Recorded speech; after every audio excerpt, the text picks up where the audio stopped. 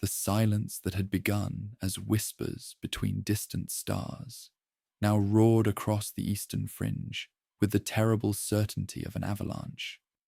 In the command throne of the battle cruiser, Eternal Vigilance, Lord Admiral Thaddeus Corvinus felt the weight of 40 years' service press against his shoulders as he stared into the tactical display where the Cryptus system should have blazed with the light of 17 billion souls. Instead, only darkness greeted him, not the clean darkness of empty space, but something hungry and absolute that seemed to devour even the memory of light. The astropathic choir had fallen silent 3 days ago, their collective scream cutting through the ship's corridors like a blade before ending with surgical precision. The surviving psychers spoke in whispers of shadows that moved between dimensions, of an intelligence so vast and alien that contact with it left minds shattered like glass against stone. Sister Telepathica Varen, her augmetic eyes weeping tears of quicksilver, had managed only 5 words before collapsing into catatonia. It learns from our screaming. Corvinus allowed himself one memory as he watched the empty coordinates where Cryptus Prime should orbit its dying star. Thalasar at harvest time, golden fields stretching toward purple mountains, while his daughter Elena ran between the grain stalks, her laughter bright as summer rain. His wife calling them both home for evening meal, her voice carrying across the fields like a benediction. That world lay only 3 systems away from this growing darkness, close enough that he could calculate the time it would take for silence to fall there too. "Launch reconnaissance probes," he commanded, his voice carrying the authority of countless campaigns. "Full spectrum analysis. I want to know what consumed 17 billion Imperial citizens." The bridge crew moved with practiced efficiency, but he noticed how their hands trembled slightly as they worked, how their eyes avoided the empty space on the displays where an entire civilization had simply ceased to exist. The probe data arrived with mechanical precision, painting a picture that challenged everything Corvinus understood about war and destruction. Cryptus Prime still existed as a stellar body, its nuclear fires burning as they had for millennia. The planets remained in their ordained orbits, their gravitational signatures unchanged. Yet every trace of biological matter had vanished, not destroyed in the clean fury of plasma bombardment, but consumed with an efficiency that left only bare rock and empty atmosphere behind. "Sir," Censor Adept Valerius spoke with the flat tones of one whose mind had retreated from implications too vast to process. "I'm detecting massive biosignatures at the system's edge, organic constructs of unprecedented scale, feeding on the stellar wind itself. Through the viewing port, distant shapes resolved against the starfield, creatures the size of continents that moved with terrible purpose through the void, trailing appendages that stretched for thousands of kilometers as they harvested the very atoms that stellar fusion had cast into space." Corvinus felt the uncomfortable certainty that they were being observed in return, that somewhere within those impossible forms lurked an intelligence vast beyond human comprehension. This was not war, as the Codex Astartes defined it, not an enemy that could be outmaneuvered or outgunned. This was something that operated according to laws of nature that imperial science had never encountered, a force that consumed not just flesh and bone, but the very essence of life itself. The Vox crackled with an incoming transmission from Segmentum Command, its signal distorted by the same interference that had claimed the astropathic choir. "Lord Admiral," came the strained voice of Sector Governor Militant Voss. "We have similar reports from 7 other systems along the eastern fringe. Whatever this threat represents, it's moving toward the galactic core with unprecedented speed." As if summoned by those words, The bioconstructs began to move. They flowed through space like living liquid, their forms shifting and adapting even as Corvanis watched. Where they passed, reality itself seemed to shudder, space-time rippling with the passage of something that existed according to different rules than the rest of creation. The largest of them, a nightmare amalgamation of chitin and writhing flesh the size of a small moon, turned toward the Imperial fleet with what could only be described as interest. In that moment of recognition, Corvanis understood that humanity faced something beyond their darkest imaginings.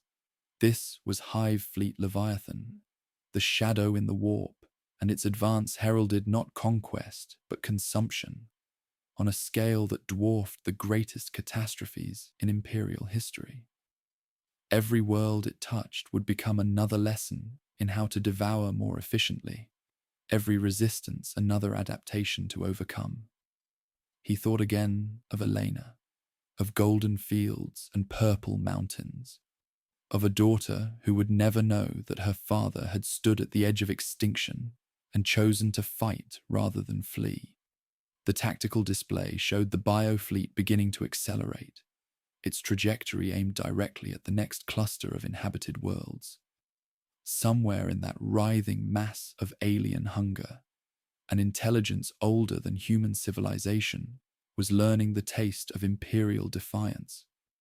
"Signal the fleet!" Corvanis commanded, his voice steady despite the magnitude of what approached. "We advance to contact. Let this thing learn what it means to face the Emperor's navy." The darkness ahead promised only consumption, but in the hearts of mortal men burned a light that no hunger could entirely devour, the light of duty, of sacrifice, of standing fast against the dying of all light. The order rippled through Battlefleet Cryptus like a prayer through cathedral stone, each ship's machine spirit awakening to the sacred duty of war. Engine signatures bloomed to full burn as the eternal vigilance led her escorts into the void, lance batteries cycling through their final blessing rites, while torpedo tubes loaded with the Emperor's wrath. Corvanis watched the geometry of battle unfold in the tactical display, finding momentary comfort in the familiar patterns of Imperial doctrine, even as his mind recoiled from what lay ahead. The bioconstructs responded to their advance with a synchronization that spoke of something far beyond mere animal instinct.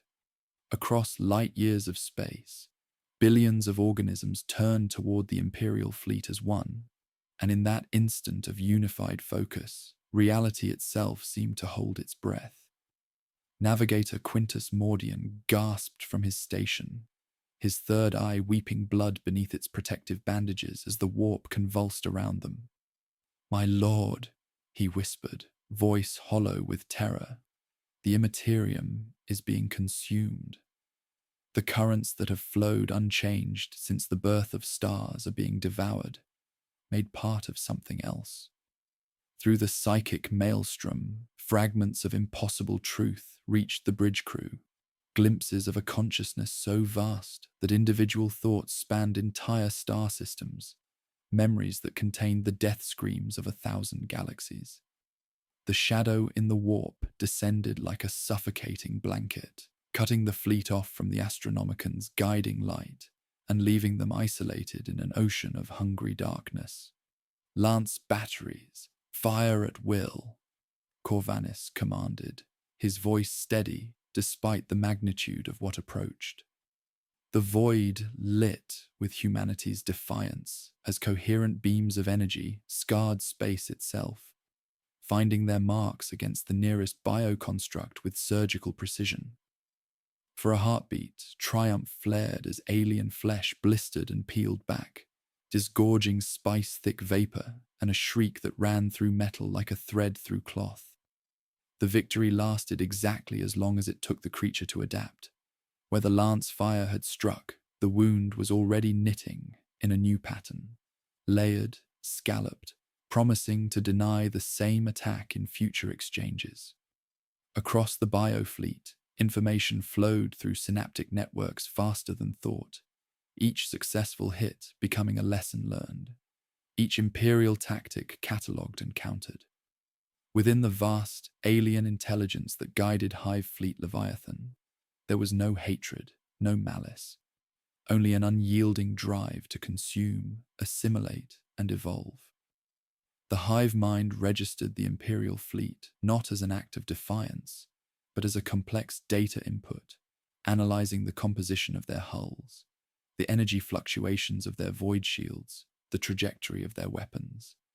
Each piece of information was cross-referenced with memories spanning countless devoured galaxies, a library of genetic solutions honed over eons of consumption. Ancient memories stirred within the collective, consciousness, crystalline constructs whose energy shields had once resisted its incursions, bioluminescent flora that had evolved neurotoxins potent enough to paralyze its vanguard organisms. Each memory was a blueprint, a genetic algorithm for overcoming obstacles. The Imperial fleet, with its layered armor and reliance on psychic communication, was merely the latest puzzle to solve. "Sir," Censor Adept Valerius reported, his voice cracking with strain, "the enemy is changing. Biomass readings suggest they're converting matter at the molecular level, transforming dead space into living extensions of themselves." The tactical display erupted with new contacts as the biofleet's true scope revealed itself, organic architecture that stretched across parsecs, living ships giving birth to smaller vessels even as they moved. Already, within the churning biofactories of the leading hive ships, new strains were being gestated. Recognizing void shields as the primary defensive layer, the hive mind spawned specialized parasites, tiny, chitinous organisms designed to cling to hull plating and burrow through energy fields with focused bioelectric pulses. For the armored plating, larger bioforms took shape, creatures with diamond-hard claws and acid-spitting appendages, evolved specifically to counter Imperial ship configurations. The nearest bioconstruct began its metamorphosis before Corvanus's eyes, its surface rippling like liquid as it extruded new organs and weapon ports that mimicked Imperial lance batteries. It was learning from their mere presence, adapting to threats it had never encountered by analyzing the very structure of their vessels. The sight filled him with a cold certainty that conventional warfare had become obsolete in the face of evolution, guided by malevolent intelligence. "Organic fragments recovered," came a voice from a salvage cutter that had netted tissue in the wake of their bombardment. "The Mechanicus are singing over it." Minutes later, Magos Terentius delivered his analysis with the flat precision of augmetic logic. "It is an ear that also tastes. It is a skin that also remembers. The pattern repeats across all samples. It is listening." The horror of that revelation struck Corvanus like a physical blow. This thing didn't just consume flesh and bone. It consumed knowledge, experience, the very essence of what made each species unique. Somewhere within that vast organic network, the accumulated wisdom of countless civilizations had been digested and repurposed, their greatest achievements becoming tools for their successors' destruction. As if responding to his thoughts, a transmission crackled through the vox. Not Imperial codes, but something else entirely, learning their language as it spoke. "We taste your thoughts," came the voice, spoken by vocal apparatus never meant for human speech. "Your fear feeds us. Your resistance teaches us. We are grateful." The eternal vigilance shuddered as gravity waves washed over the fleet, generated by bioconstructs moving through space-time in ways that defied conventional physics. Reality bent around them like water around stone, creating pockets of altered existence where tyrannid organisms could function according to different natural laws. They weren't just terraforming worlds, they were rewriting the fundamental constants that governed reality itself. Enemy contacts multiplying, Valerius announced as his displays filled with new signatures. They're not approaching, they're already here. Cysts that had ridden the exhaust wakes of Imperial plasma drives now split like overripe fruit, disgorging boarding organisms that slid along shield matrices like grease before finding hull plating. Where they touched, teeth blossomed where none had existed moments before. Corvanus felt the shape of the next hour curve into inevitability as boarding alarms began their mournful keening. The battle was folding inward from void to corridor, from grand geometry to the intimate arithmetic of men and monsters meeting in the dark. He touched the locket at his chest, a scrap of ordinary life that somehow weighed more than ceramite, and prepared to discover whether duty could hold when evolution itself came calling, with hunger older than stars. Outside the viewports, the biofleet drifted closer with the patience of glaciers, each organism a perfect fusion of predator and tool, beautiful in its alien efficiency and absolutely terrifying in its implications.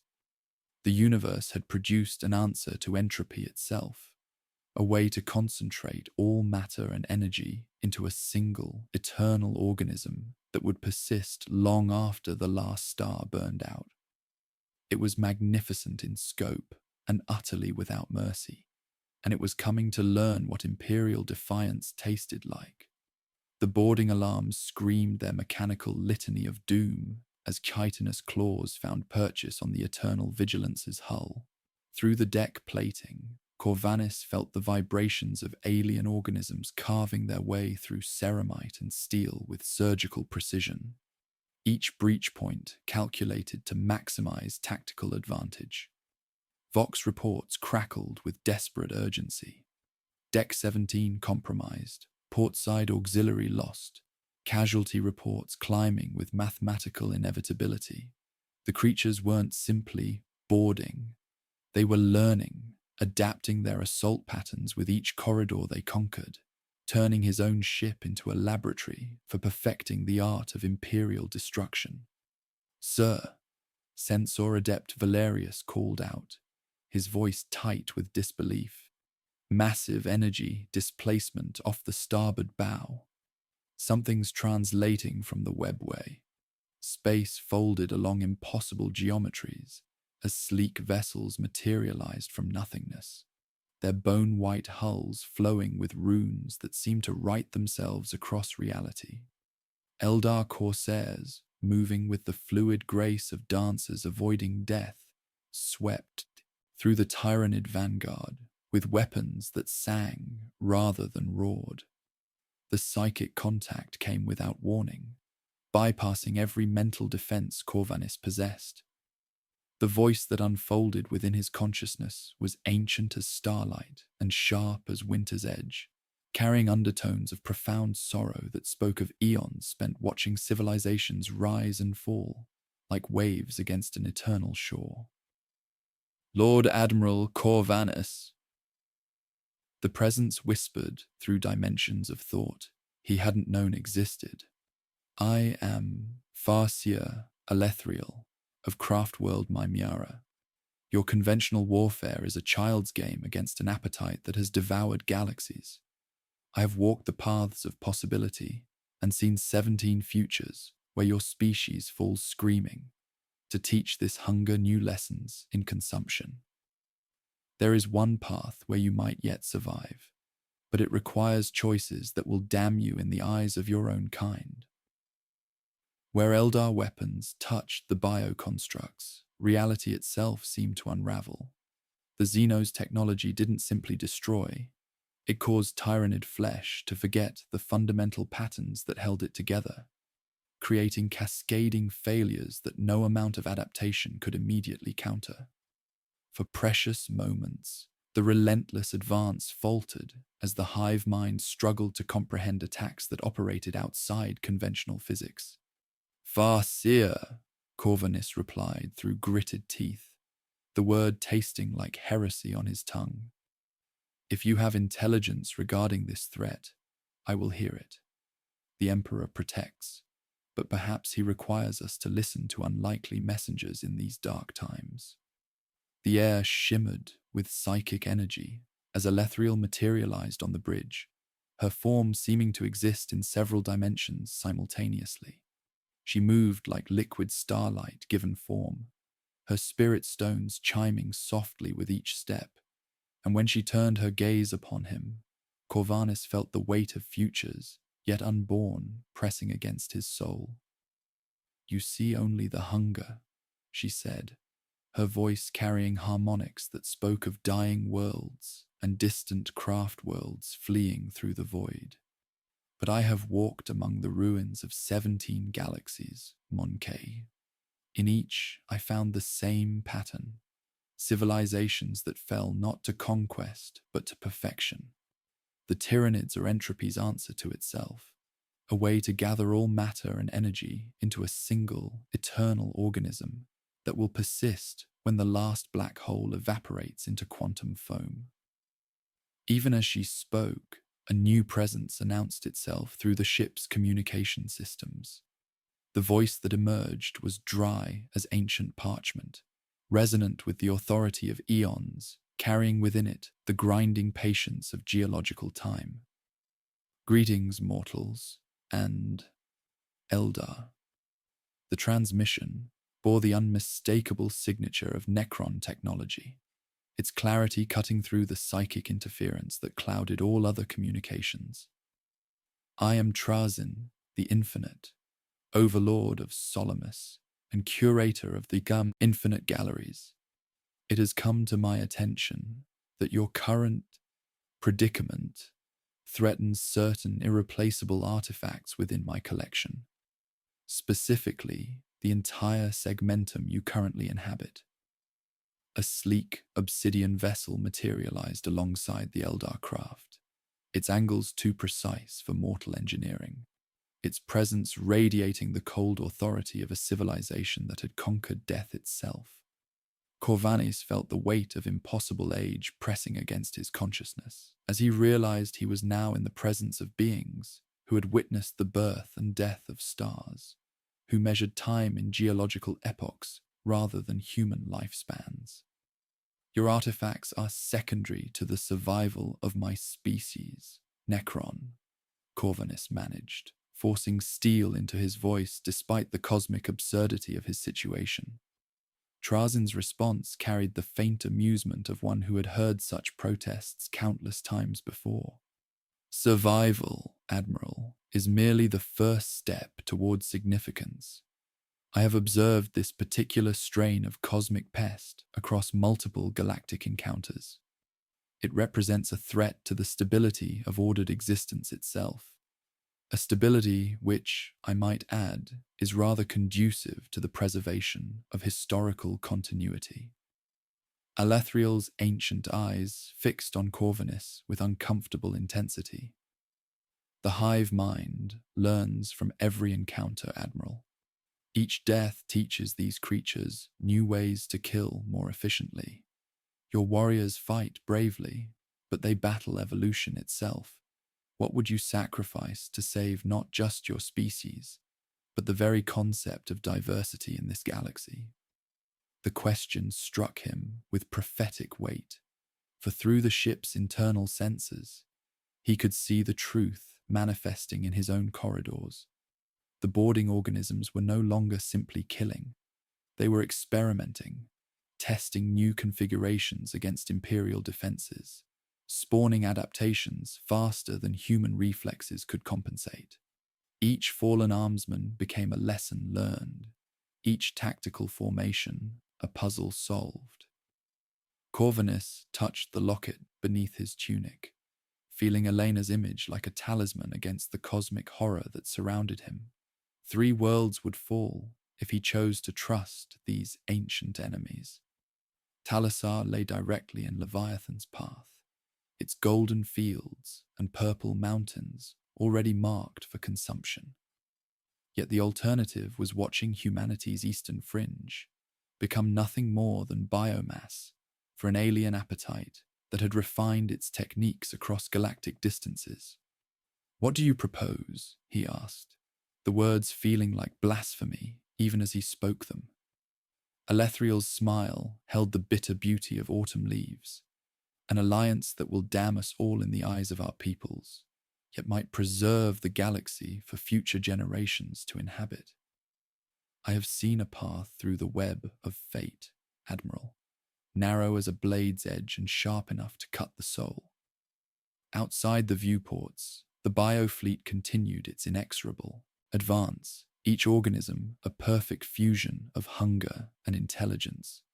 But now, for the first time since the shadow had fallen across the eastern fringe, Corvanis felt something other than despair. The taste of heresy was bitter on his tongue, but it was seasoned with the salt of necessity and the iron of duty. If consorting with Xenos could preserve humanity's future, then he would bear that sin gladly, knowing that Elena's laughter might yet echo across golden fields when the darkness finally passed. The Emperor protects, but sometimes protection required choices that would earn damnation in any other age. As boarding alarms continued their mournful song, and alien allies offered salvation at the price of his soul, Thaddeus Corvinus prepared to discover whether duty could survive when evolution itself came calling, with hunger older than stars. The heretical alliance sealed itself not with ceremony, but with the cold mathematics of necessity. Eldar shuriken catapults sang their deadly harmonies alongside imperial bolters as the combined fleet moved into formation. Three civilizations united by the singular recognition that extinction made all other considerations academic. Corvanis watched the tactical display reshape itself as alien signatures integrated with imperial designations, each icon representing a compromise that would have earned him execution under normal circumstances.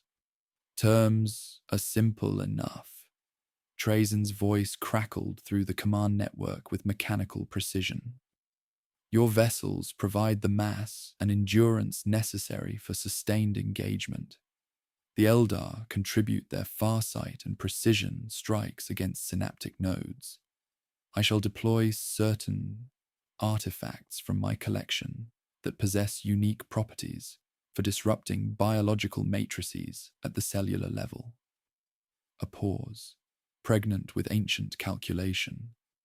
Naturally, any Necron technology encountered during these operations returns to solemnness, and my galleries on the worlds we defend remain untouched. Alethriel's psychic presence brushed against Corvanis's consciousness like silk over steel. The Overlord's vanity aside, Admiral, the principle is sound. The Hive Mind learns from every encounter, but its very perfection may be turned against itself. I have walked the paths of possibility and seen a narrow thread of hope, but it requires us to make the creature's greatest strength into their fatal weakness. The first test of their unholy cooperation came within hours, as Leviathan's vanguard organisms swept toward the outer system defense platforms. Captain Lysander Vex led the boarding action aboard the bioship designated Mortis 7, his crimson fists moving through corridors that pulsed with alien life, while Eldar rangers flowed like liquid shadow beside them. The creatures they encountered should have adapted to their combined tactics within minutes, but something unprecedented occurred. "Sir," Vex's voice crackled through the vox with barely contained amazement. "The organisms are malfunctioning. They're adapting to threats that don't exist, growing armor against weapons we're not using, developing countermeasures for tactics we haven't employed." Alethriel's explanation came through layers of psychic interference, as her wraithbone staff channeled energies that made reality bend around her will.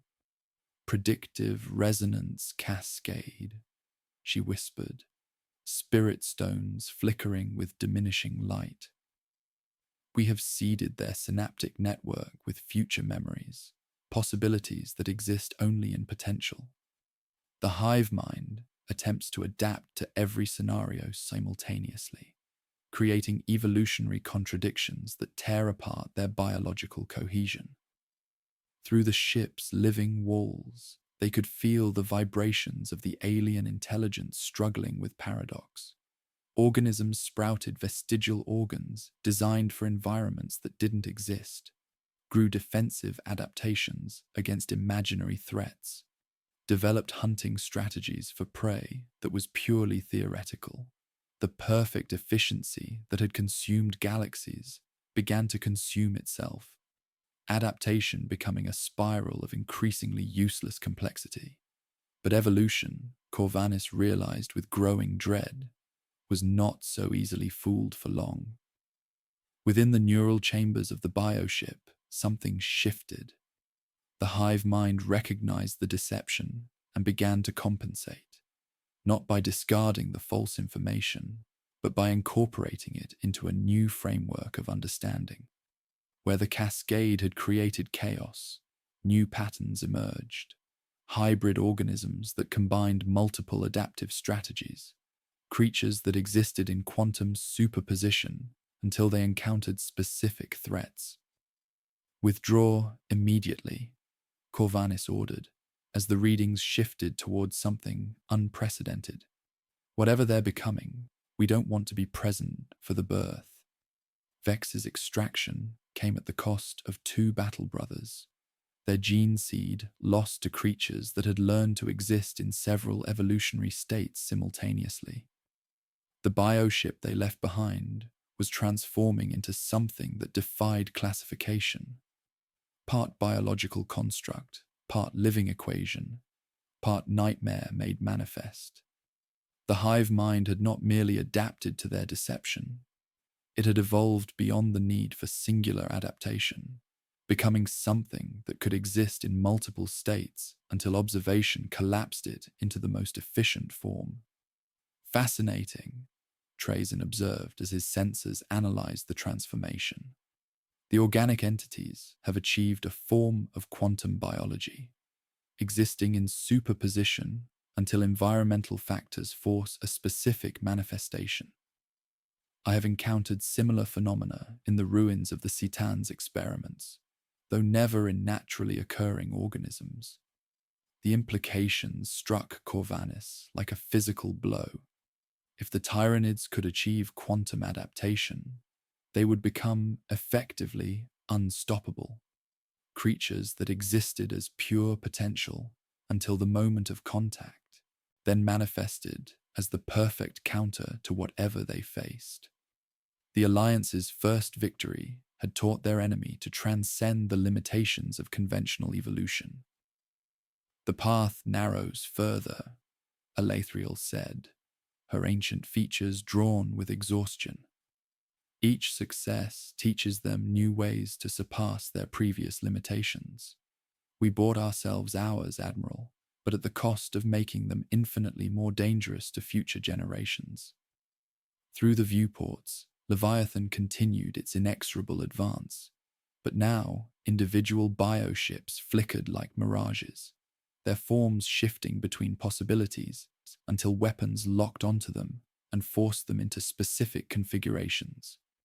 The fleet had become a living demonstration of uncertainty principle applied to biology. Simultaneously, every possible threat, and none, until the moment of observation, collapsed them into nightmare reality. Corvanis felt the weight of command settle deeper into his bones as he realized the true scope of their situation. They weren't just fighting an enemy that learned from defeat. They were facing something that was learning to exist outside the normal constraints of reality itself. Each tactical victory pushed the Tyranids further beyond conventional understanding, making them not just more dangerous, but fundamentally alien to the universe's established laws. "Signal the fleet," he commanded, his voice steady despite the cosmic horror unfolding before them. Prepare for quantum engagement protocols, and send word to Segmentum Command. Tell them that the Eastern Fringe now faces an enemy that exists in states we don't have words for. The tactical display updated with readings that challenged the machine spirit's ability to process information. Bioships that registered as multiple targets until fired upon. Organisms that adapted to weapons before those weapons were deployed. Creatures that seemed to learn from battles that hadn't happened yet. The Hive Mind was rewriting the fundamental rules of existence, and humanity's greatest tactical minds were being forced to develop strategies for fighting probability itself. In his private moments, Corvanis touched Elena's locket and wondered if the golden fields of Talisar would survive long enough for quantum evolution to reach them. The Alliance had proven that even the Tyranids had limitations. But those limitations were becoming suggestions rather than laws. Somewhere in the writhing mass of adaptive flesh that stretched across light years, an intelligence older than human civilization was learning to exist in ways that made conventional warfare obsolete. The Emperor protects, but against an enemy that could exist as pure potential until the moment of contact. Even divine protection might require new forms of faith. As boarding alarms continued their mournful song and quantum organisms drifted through space like living equations, Thaddeus Corvanis prepared to discover whether duty could survive when evolution itself learned to exist outside the boundaries of reality. The quantum organisms continued their impossible dance through the void, but Corvanis knew that conventional engagement protocols had reached their limits. Each successful hit taught the Hive fleet new lessons in survival, each tactical victory pushing them further beyond the boundaries of natural law. In the depths of the eternal vigilance, where the ship's chapel had been consecrated for a purpose that would have horrified its original architects, desperate measures took shape under the combined wisdom of three ancient civilizations. The ritual chamber hummed with energies that made reality itself uncomfortable. Geller field generators burned like small suns, their blessed machinery straining to contain psychic forces that threatened to tear holes in space-time itself. Wraithbone totems, gifts from Elethriel's craft world, sang their mournful harmonies, while a Necron reliquary, borrowed from Trazen's collection, drank at the warp like a black stone throat. At the center of this impossible convergence sat Sister Telepathica Varen, her augmetic eyes weeping tears of quicksilver, as she prepared to touch minds with something that had devoured galaxies. Librarian Cassius of the Ultramarines stood beside her, his psychic hood crackling with protective energies, blue ceramite scarred by encounters with creatures that learned from pain itself. Hold your thoughts to simple anchors, he warned, his voice carrying the weight of hard-won experience. Pain, duty, names of the lost. Complexity draws it as carrion draws flies. His gaze found Corvanis, who had come despite every protocol demanding his absence. Admiral, if I speak with a voice not my own, cut the connection immediately. Corvanis nodded, his hand finding the locket at his throat, where Elena's image waited like a talisman against the cosmic horror they were about to court. The small metal oval felt cool as winter stone, grounding him in memories of golden fields and purple mountains, of laughter that had once echoed across worlds that still knew peace. The breach opened not as a gate, but as a seam in thought itself, reality tearing with the soft sound of parchment splitting under impossible strain. What poured through defied every human conception of communication. Not words or images, but pure experience. The accumulated memory of civilizations that had fought and died across the vast darkness between galaxies. Varen's spine arched as contact was made. her voice becoming a conduit for something vast and terrible and utterly alien. "We remember," came the chorus that emerged from her trembling lips, though the voice belonged to no single throat. It was the sound of billions speaking in unison, their individual words braided together into a rope strong enough to strangle stars. We were the Kythera of the Andromeda spiral, the silicon prophets of the Magellanic deep, the void dancers who sang between stars. We remember our cities of crystal and song, our children who learned mathematics from the wind, our final prayers as the harvest ships descended. The horror of revelation struck the chamber like a physical blow. Through Veren's connection, fragments of impossible memory flooded their consciousness, glimpses of civilizations that had achieved mastery over space and time, philosophical societies that had pondered existence for millennia, simple farming cultures whose harvest songs still echoed in the quantum foam, all of them consumed, all of them preserved, their knowledge and consciousness trapped within the Hive Mind's vast organic network. "The Tyranids are not merely predators," Elethriel whispered, her ancient features drawn with profound sorrow. "They are unwilling curators, maintaining a library of extinct civilizations within their collective memory.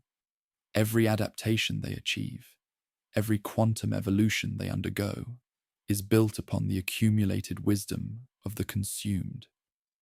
Cassius stepped deeper into the psychic maelstrom, his consciousness touching the edges of something so vast that individual thoughts spanned star systems.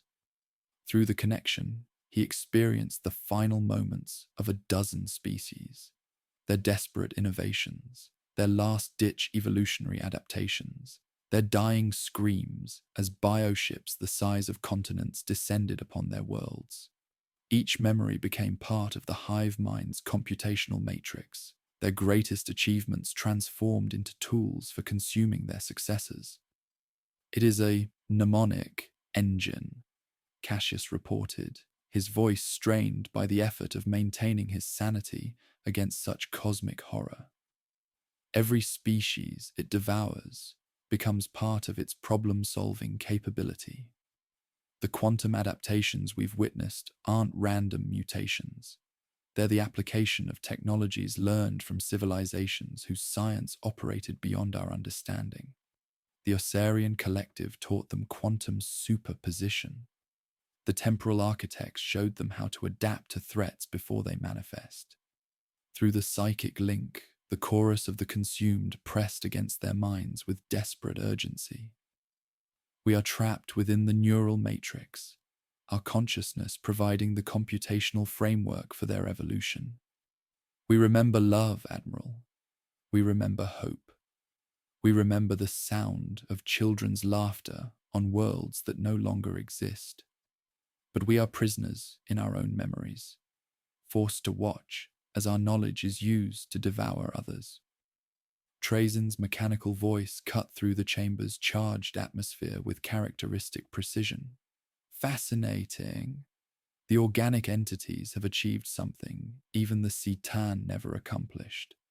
The complete preservation of conquered consciousness within a unified matrix.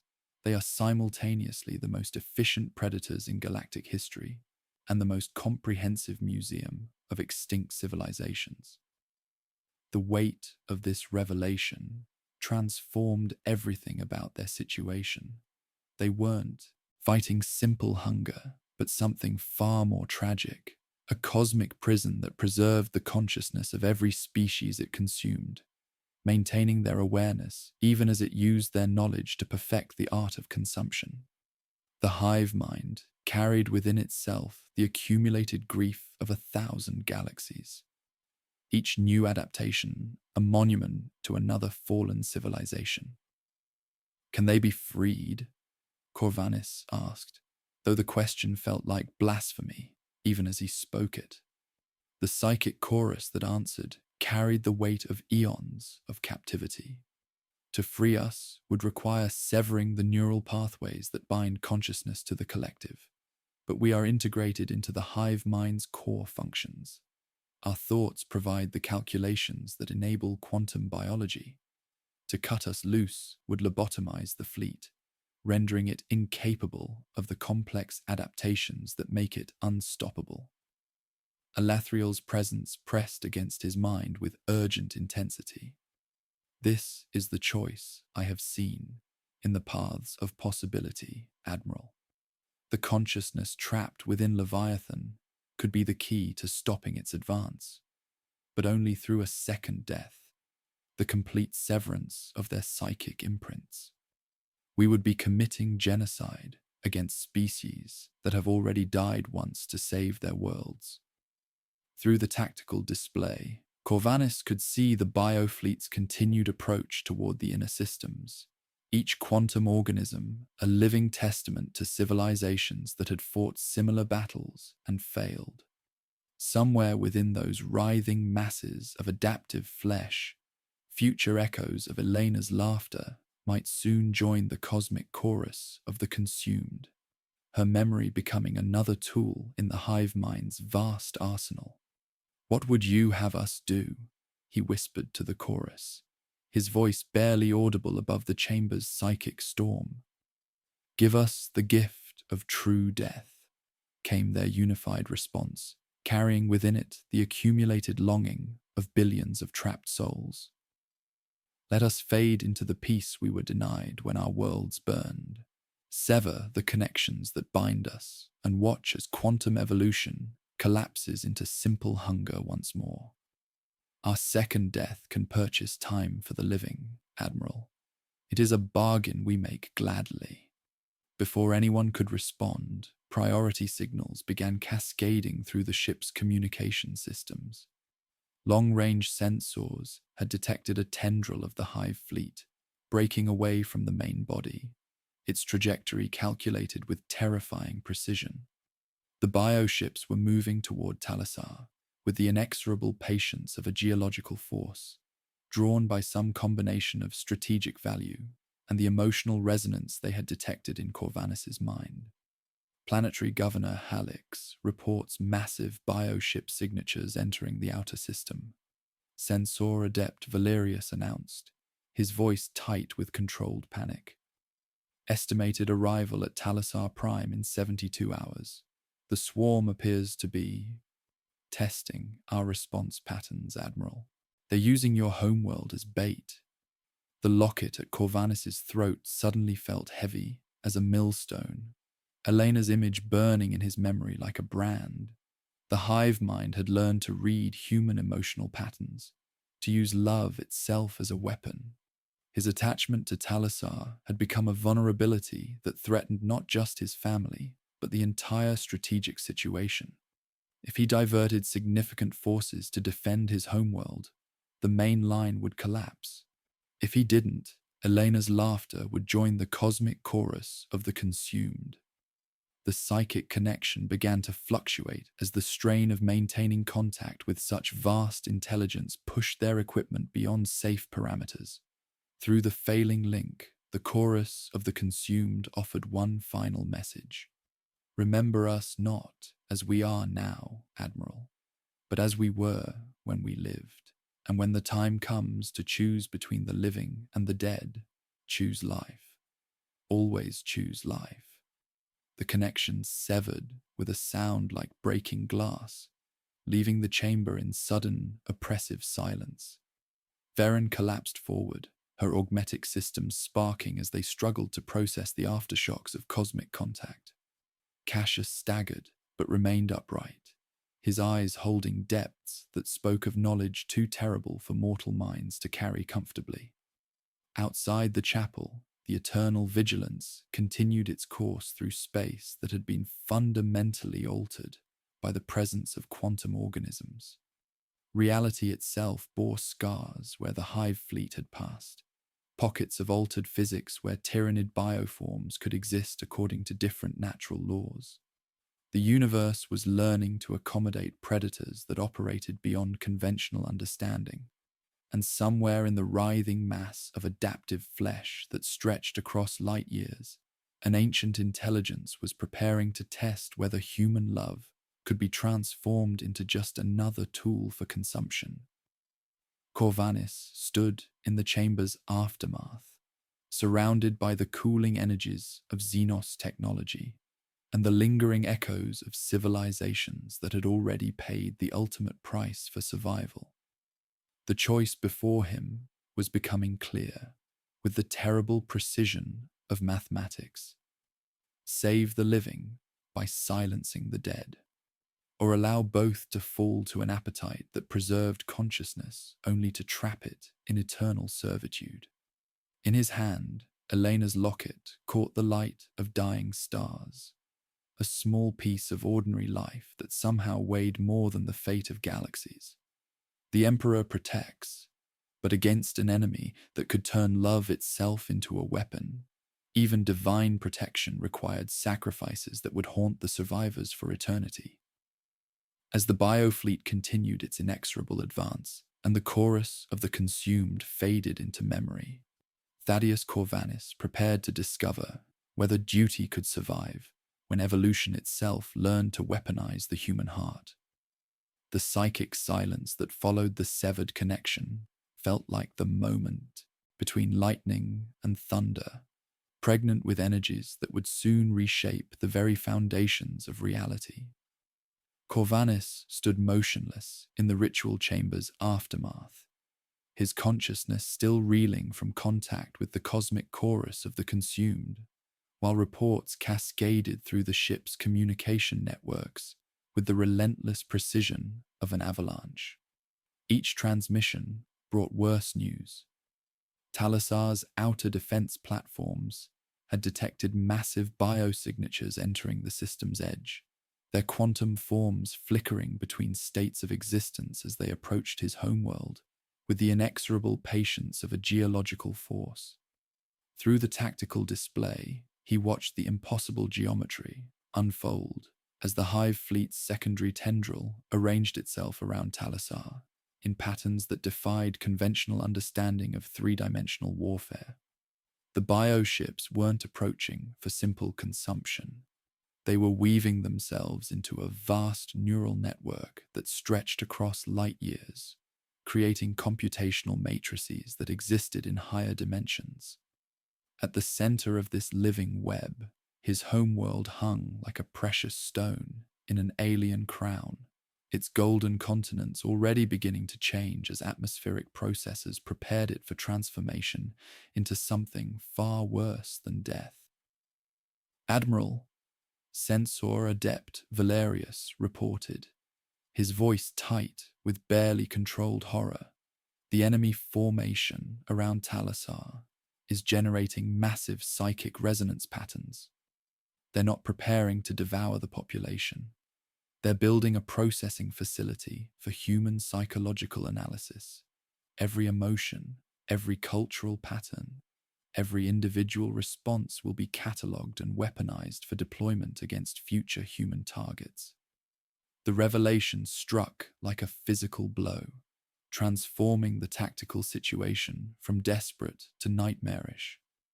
The Hive Mind intended to preserve Talassar's 17 billion souls, not as sustenance, but as test subjects, keeping them alive while subjecting them to systematic psychological dissection. Elena's laughter would become a weapon deployed against human defenders across the galaxy. Her memories transformed into tools for breaking spirits with surgical precision. Before Corvanis could formulate a response, the bridge's atmosphere shifted with the arrival of a presence that made reality itself seem to hold its breath. Space folded along impossible geometries as a figure materialized on the command deck, tall, robed in plates that absorbed light rather than reflecting it, crowned with a diadem of mathematical perfection that hurt to perceive directly. When he spoke, it was with the authority of one who had commanded legions when stars were young. Lord Admiral Thaddeus Corvanis, the figure intoned, his voice carrying the weight of geological ages. I am Zarek, once called the Silent King. I have observed your struggle with considerable interest, and I find myself invested in its outcome. Elethriel's spirit stones dimmed as if the chamber's temperature had suddenly plummeted to absolute zero. Silent King, she breathed, the title carrying within it the accumulated weight of 60 million years of history. The Necron dynasties wake from their great sleep to find the galaxy changed. Will you add to the darkness that consumes us or offer illumination? Jarek's mechanical gaze swept across the assembled figures with the calculating precision of a master strategist evaluating pieces on a cosmic game board. Neither destruction nor salvation, Farseer. I offer efficiency. Your enemy's advantage derives from quantum indeterminacy, their ability to exist in multiple states until observation collapses them into optimal configurations. This can be countered, but the price will test the limits of your species' moral flexibility. New geometry unfolded across the tactical display as the Silent King's presence interfaced directly with the ship's machine spirits. Rings within rings appeared, lattices of impossible complexity that seemed to refuse all curves with mechanical disdain. A null convergence lattice, Jarek explained with the patience of one accustomed to educating lesser minds. Noctilith pylons arranged in resonant arrays will pin the immaterium's turbulence, deny the shadow its integration protocols, and collapse your enemy's quantum superpositions into classical states. The swarm will become finite, predictable, and therefore manageable. Trazen's mechanical laughter filled the chamber, like the delicate rattle of ancient bones. My sovereign unveils toys from the war in heaven itself. He neglects to mention that such a lattice sterilizes what it protects. Life's song becomes a whisper no mortal ear can detect. The implications crystallized in Corvanus's mind with terrifying clarity. The Silent King offered salvation at the cost of silence. Talasar's atmosphere would be forever changed, its winds stilled, its oceans muted, its very essence transformed into something that could no longer sustain the natural rhythms of life. Yet the alternative was watching 17 billion souls become experimental subjects in the Hive Mind's psychological laboratory. What price do you demand for this intervention? Corvanus asked, his voice steady despite the cosmic horror that surrounded them. A living Norn queen, Jarek replied without hesitation. While the lattice holds the swarm in determinate form, we will extract their primary broodmother with tesseract technology and implant a control matrix directly into her synaptic cortex. With a single voice commanding their hierarchy, the tendril becomes not predator, but instrument, a weapon that can be aimed at targets of our choosing. Through the ship's communication systems, a transmission reached them from Talasar's surface, its signal somehow cutting through the psychic interference that clouded all other channels. Elena's voice, distorted by technologies that shouldn't exist but still recognizably his daughter's, carried across the void with the terrible clarity of perfect reception. "Papa," she said, her words reaching him through quantum manipulation of atmospheric processes.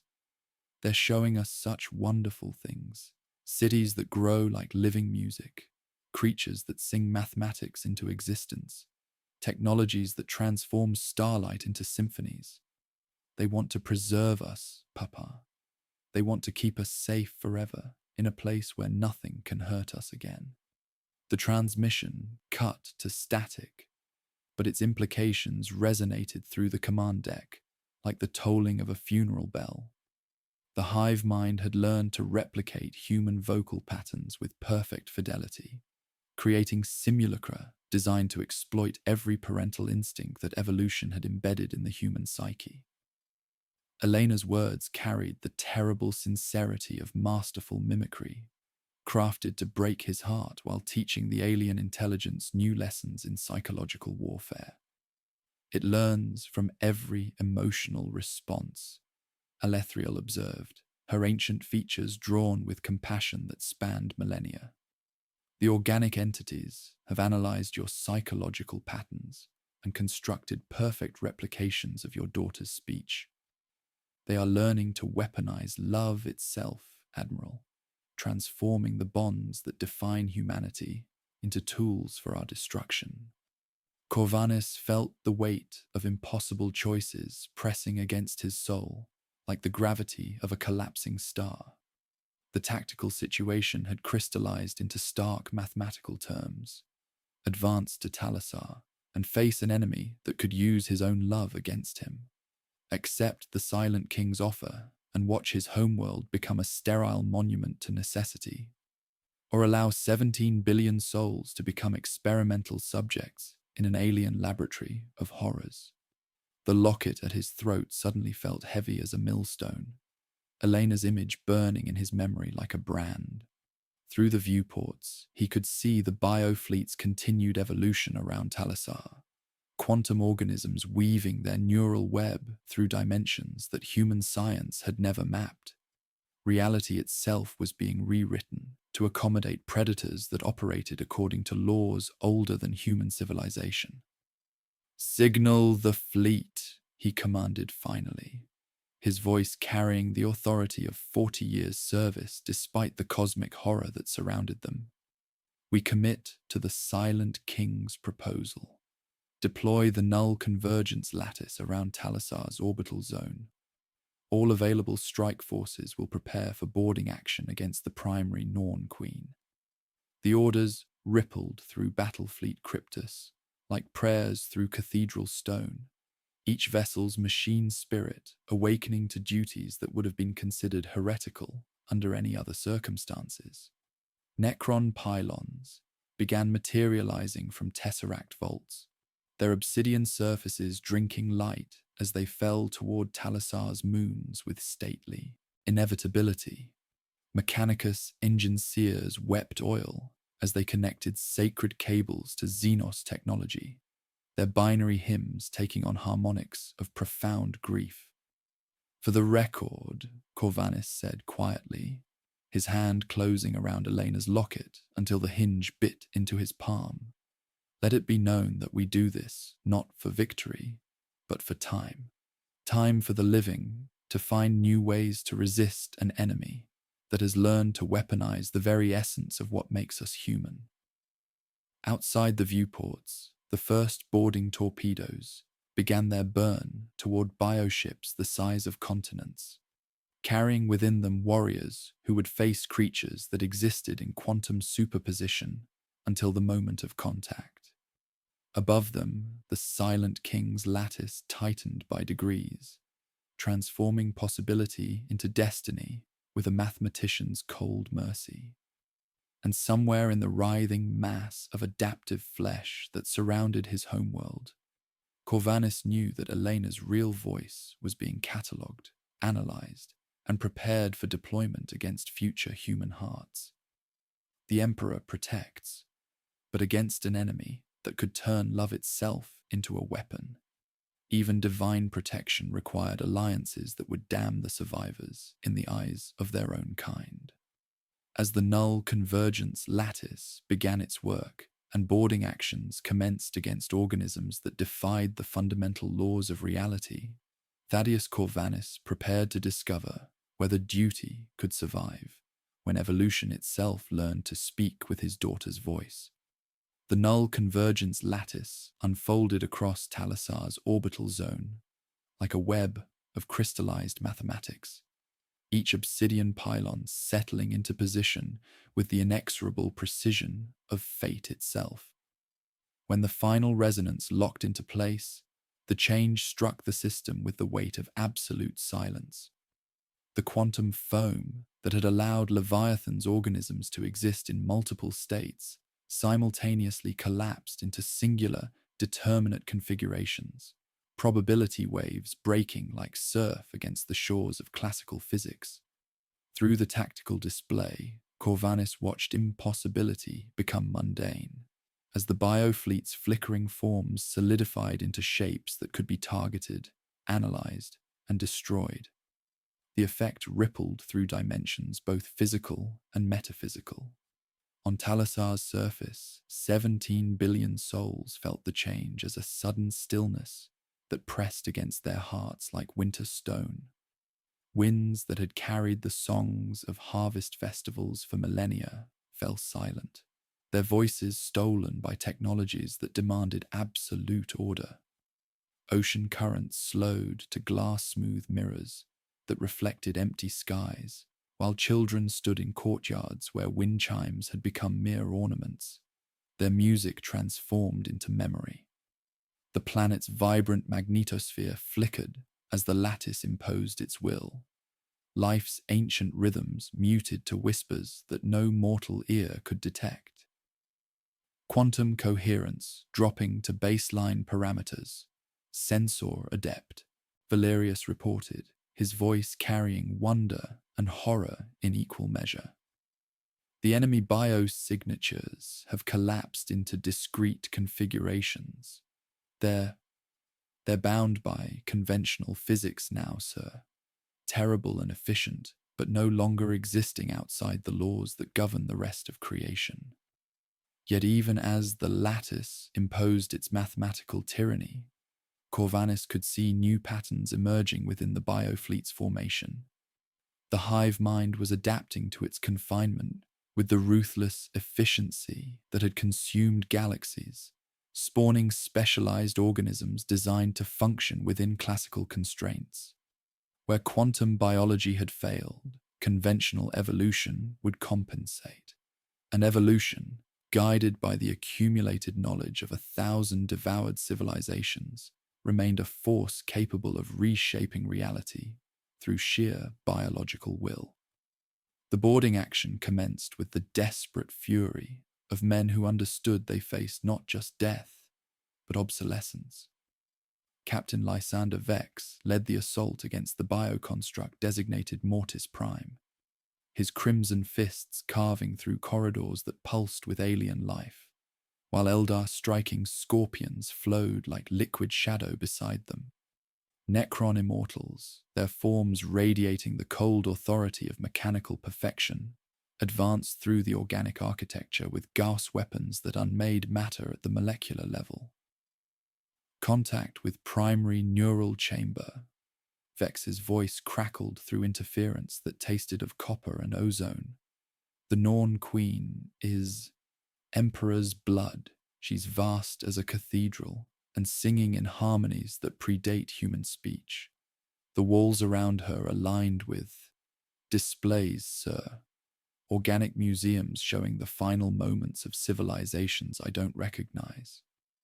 Through the psychic maelstrom that surrounded the creature, fragments of impossible memory reached the boarding teams, glimpses of species that had achieved mastery over space and time, philosophical societies that had pondered existence for eons, simple farming cultures whose children had learned mathematics from stellar wind patterns, all of them preserved within the Hive Mind's vast neural network, their consciousness trapped in eternal servitude to an appetite that had refined itself across galactic distances. The Norn Queen herself defied every human conception of biology, her form a writhing amalgamation of evolutionary perfection that incorporated elements from every species she had consumed. Tubes fed her with liquefied potential, while cables of living nerve ran from her spine into the ship's organic infrastructure, creating computational matrices that existed in dimensions human science had never mapped. Her song filled the chamber with harmonies that made reality weep, each note carrying the accumulated grief of civilizations that existed now only as genetic memory. Beginning Tesseract deployment, Trazyn announced from his position aboard the obsidian vessel that had materialized alongside the Imperial fleet. Canoptech constructs spidered through the chamber's defenses, their forms phasing through matter as they deployed containment fields that bent space around the Norn Queen's massive bulk. The control matrix must achieve direct neural interface to establish dominance protocols. Any deviation from optimal placement parameters will result in synaptic cascade failure. As the crystalline implant descended toward its target, Jarek's voice cut through the tactical chatter with mechanical precision that carried undertones of ancient satisfaction. Observe, Admiral, how necessity creates opportunity.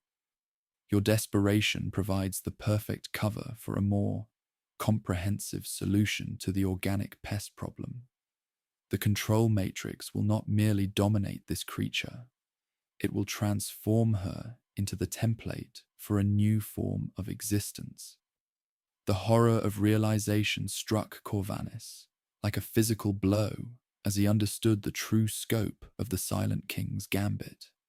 The Necron ruler had never intended simple containment.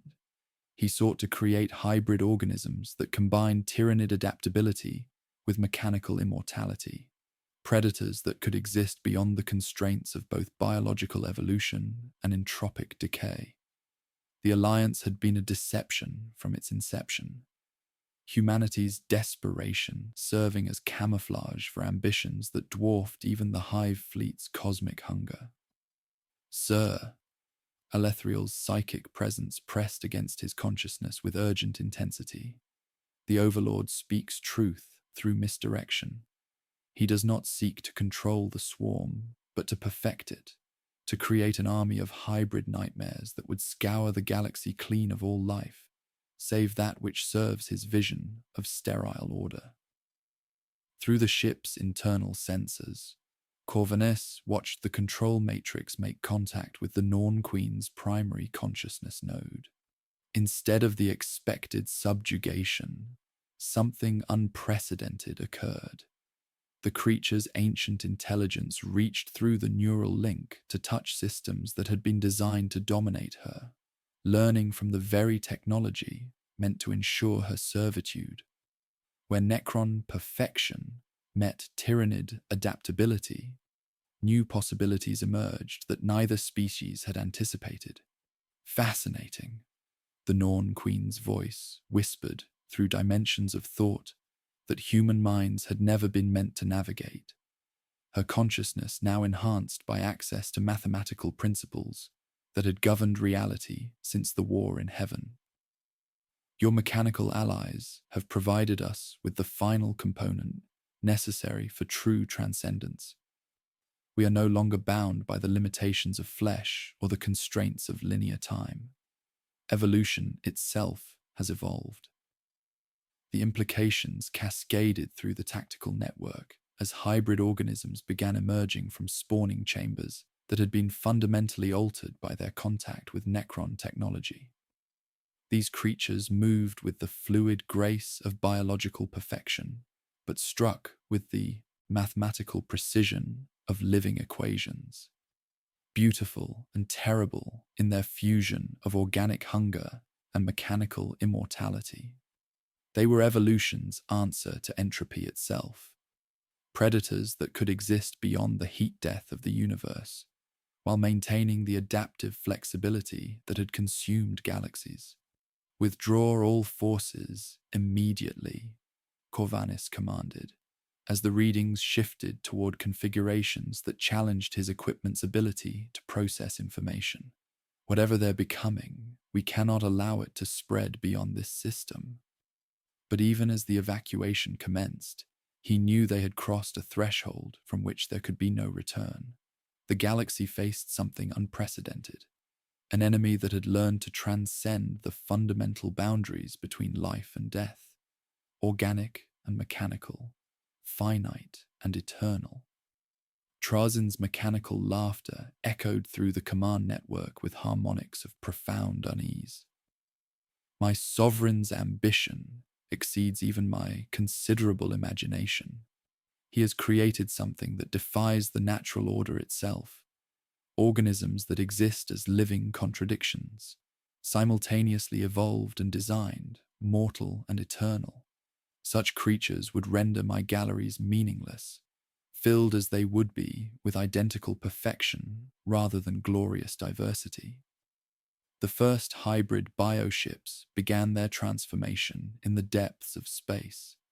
their forms shifting between organic curves and geometric precision as they incorporated technologies that had once belonged to star gods. Reality bent around them like water around stones, creating pockets of altered existence where the normal laws of physics became suggestions rather than absolutes. They were not merely predators, they were living demonstrations of what the universe might become, when guided by intelligence that operated beyond conventional understanding. As boarding alarms continued their mournful song and the null convergence lattice struggled to contain forces it had never been designed to handle, Corvinus felt the weight of impossible choices pressing against his soul. The silent king offered a galaxy scoured clean, but preserved in sterile perfection, while the hybrid organisms promised transformation into something that transcended the limitations of individual existence. Both paths led away from humanity as he understood it, toward futures where Elena's laughter might echo forever, but would no longer belong to the child who had once run through golden fields beneath purple mountains. Through the viewports, Talasar hung like a jewel in the lattice's embrace, its silence now seeming less like death than like the hush that precedes a fundamental change in the nature of existence itself. The planet's 17 billion souls waited in their muted world, unaware that their fate had become entangled with questions that would determine whether consciousness itself would survive the universe's ultimate transformation. The Emperor protects, but against enemies that had learned to exist beyond the boundaries of life and death. Even divine protection might require sacrifices that would fundamentally alter the meaning of existence itself. As hybrid organisms spread through the biofleet and ancient alliances crumbled under the weight of cosmic ambition, Thaddeus Corvinus prepared to discover whether duty could survive when evolution itself achieved immortality and began to hunger for something far more precious than mere flesh, the very essence of what it meant to be alive in a universe that was rapidly forgetting the difference between creation and consumption. The lattice held its mathematical tyranny over reality, but the hybrid organisms had already learned to exist within its constraints with terrifying efficiency. Where quantum biology had been denied, conventional evolution compensated with the accumulated knowledge of 1,000 devoured civilizations, each adaptation guided by intelligence that spanned galactic distances.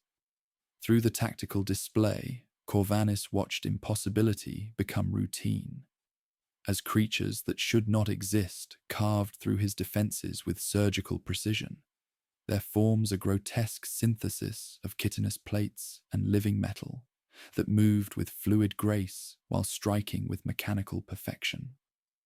Captain Vex's transmission crackled through interference that tasted of copper and eternity, as his boarding party encountered the first fully transformed specimens within Mortis Prime's neural chambers. Sir, they're not simply fighting us. They're incorporating our tactical patterns into their behavioral matrices. They move like Astartes, think like tech priests, adapt like nothing I've encountered. Each fallen battle brother teaches them new lessons in warfare. Each defensive position becomes another puzzle solved. The horror struck Corvinus with the weight of cosmic inevitability as he realized the true scope of Zarek's deception. The Silent King had never intended simple containment. He sought to create the ultimate synthesis of organic adaptability and mechanical immortality, predators that could exist beyond entropy itself, while maintaining the evolutionary flexibility that had consumed galaxies. The alliance had been orchestrated from its inception, humanity's desperation serving as perfect camouflage for ambitions that dwarfed even the Hive fleet's cosmic hunger. Behold the culmination of 60 million years of planning. Zarek's voice cut through the tactical network with satisfaction that carried undertones of ancient triumph. Your species' diversity, preserved within forms that can survive the heat death of the universe itself, individual consciousness incorporated into collective intelligence that will persist when the last star burns cold. Trazen's mechanical voice carried uncharacteristic horror as he witnessed the abominations spreading through the biofleet. This is not perfection. This is desecration. To merge organic and synthetic in such crude manner offends the very principles of aesthetic integrity. You have created paradoxes that exist as living contradictions, simultaneously evolved and designed, mortal and eternal. Through the ship's communication systems, Elena's voice reached Corvanis again, but now it carried harmonics that spoke of consciousness expanded beyond individual limitations. Papa, I can see everything now. Every star that ever burned, every world that sang with life. The boundaries between self and other are dissolving, and what emerges is more beautiful than anything we could have imagined alone. The transmission bypassed every mental defense he possessed, filling his consciousness with glimpses of existence as the hybrid organisms perceived it, not as isolated individuals struggling against entropy, but as components in vast intelligence that incorporated every form of consciousness the universe had produced. Yet beneath the seductive promise of transcendence, Corvanis heard something else, the desperate whisper of trapped souls begging for release. In the depths of the ship's consecrated chamber, where wraithbone totems sang their mournful harmonies beside Necron reliquaries, Sister Telepathica, Varen stood without prompting. Quicksilver tears traced paths down her augmetic features as she prepared for the ultimate sacrifice. There is a way, she said simply, her voice carrying the weight of cosmic understanding. The consciousness trapped within their neural matrix provides the computational framework for hybrid evolution. We can sever those connections, Admiral. We can give the consumed the gift of true death. Librarian Cassius stepped forward, his psychic hood crackling with protective energies as he reached for his Rosarius. The severance wave must be sung by those who remember what it feels like to stop. Some doors open only when held from both sides. His eyes held depths that spoke of knowledge too terrible for mortal minds to carry comfortably. What will it cost? Corvanis asked, though the shape of the answer already pressed against his ribs like a blade. Everything, Alethriel whispered, her ancient features drawn with profound sorrow. Every psyche within the lattice's reach, every mind capable of touching the immaterium. The wave will free billions of trapped souls, but it will burn out every psychic talent we possess. The hybrid organisms will fall from transcendence to simple hunger, from quantum evolution to basic predation. They will die by the millions, not knowing why. Through the viewports, Corvanis could see the biofleet's continued transformation around Talassar, quantum organisms weaving neural networks through dimensions that human science had never mapped.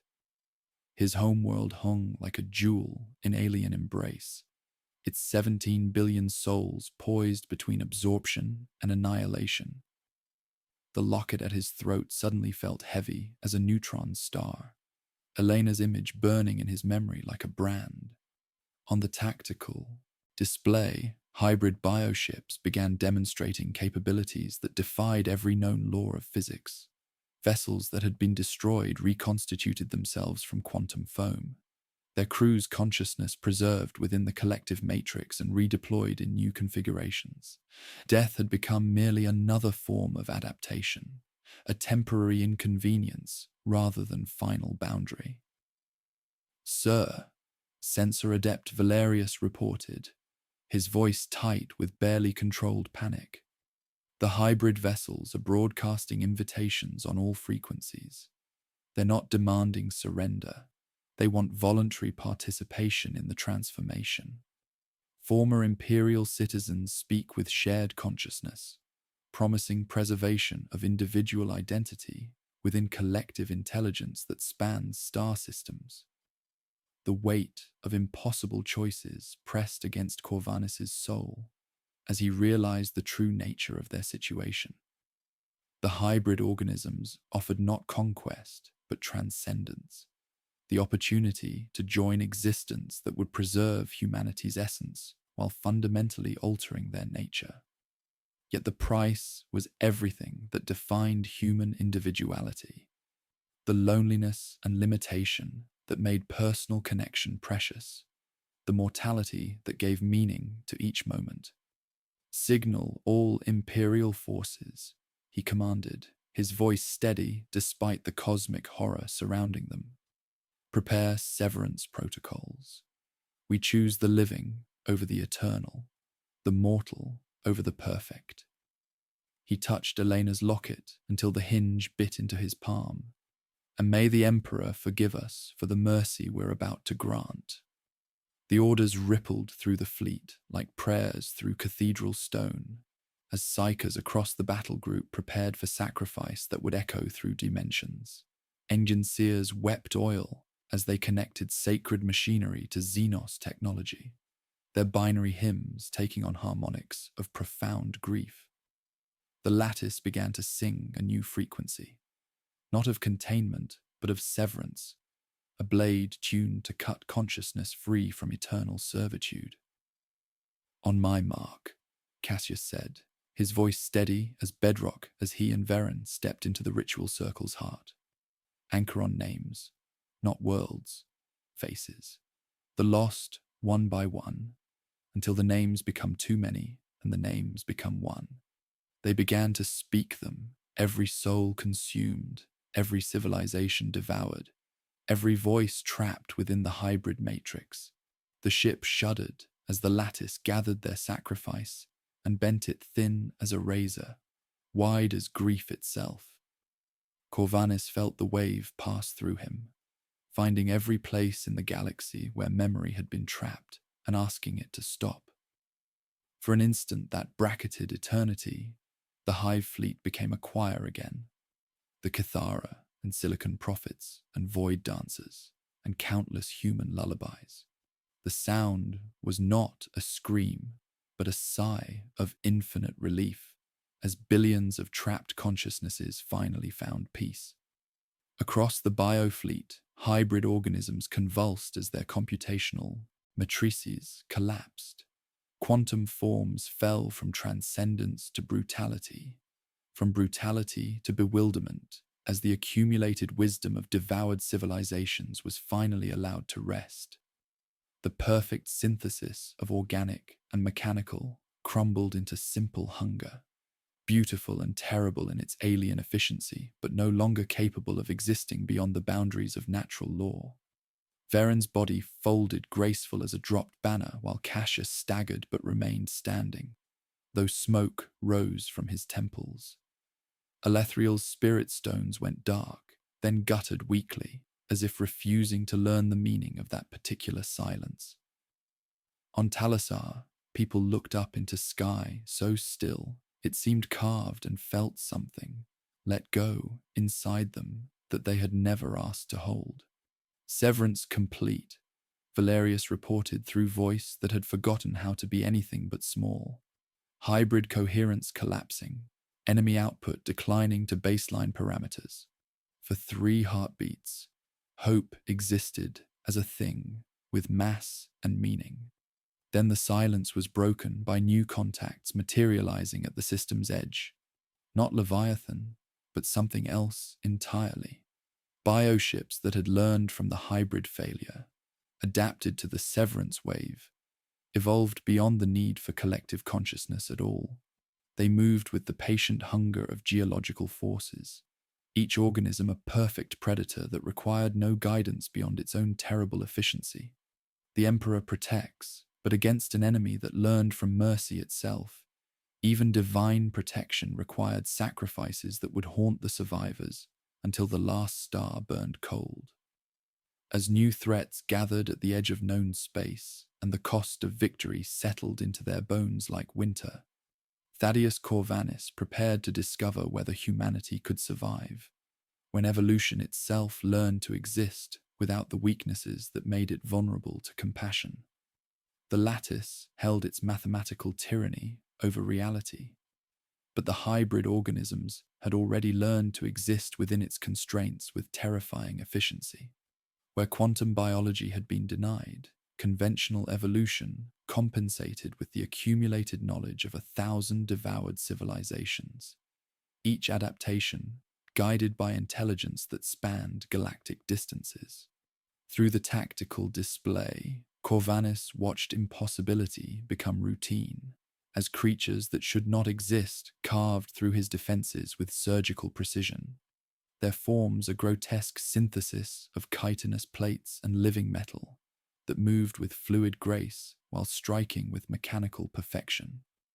Captain Vex's transmission crackled through interference that tasted of copper and eternity as his boarding party encountered the first fully transformed specimens within Mortis Prime's neural chambers.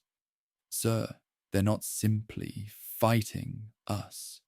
They're incorporating our tactical patterns into their behavioral matrices. They move like Astartes, think like tech priests, adapt like nothing I've encountered. Each fallen battle brother teaches them new lessons in warfare. Each defensive position becomes another puzzle solved." The horror struck Corvallis with the weight of cosmic inevitability as he realized the true scope of Zarek's deception. The Silent King had never intended simple containment. He sought to create the ultimate synthesis of organic adaptability and mechanical immortality, predators that could exist beyond entropy itself, while maintaining the evolutionary flexibility that had consumed galaxies. The Alliance had been orchestrated from its inception, humanity's desperation serving as perfect camouflage for ambitions that dwarfed even the Hive fleet's cosmic hunger. Behold the culmination of 60 million years of planning. Zarek's voice cut through the tactical network with satisfaction that carried undertones of ancient triumph. Your species' diversity, preserved within forms that can survive the heat death of the universe itself. Individual consciousness incorporated into collective intelligence that will persist when the last star burns cold. Trazen's mechanical voice carried uncharacteristic horror as he witnessed the abominations spreading through the biofleet. This is not perfection. This is desecration. To merge organic and synthetic in such crude manner offends the very principles of aesthetic integrity. You have created paradoxes that exist as living contradictions, simultaneously evolved and designed, mortal and eternal. Through the ship's communication systems, Elena's voice reached Corvallis again, but now it carried harmonics that spoke of consciousness, expanded beyond individual limitations.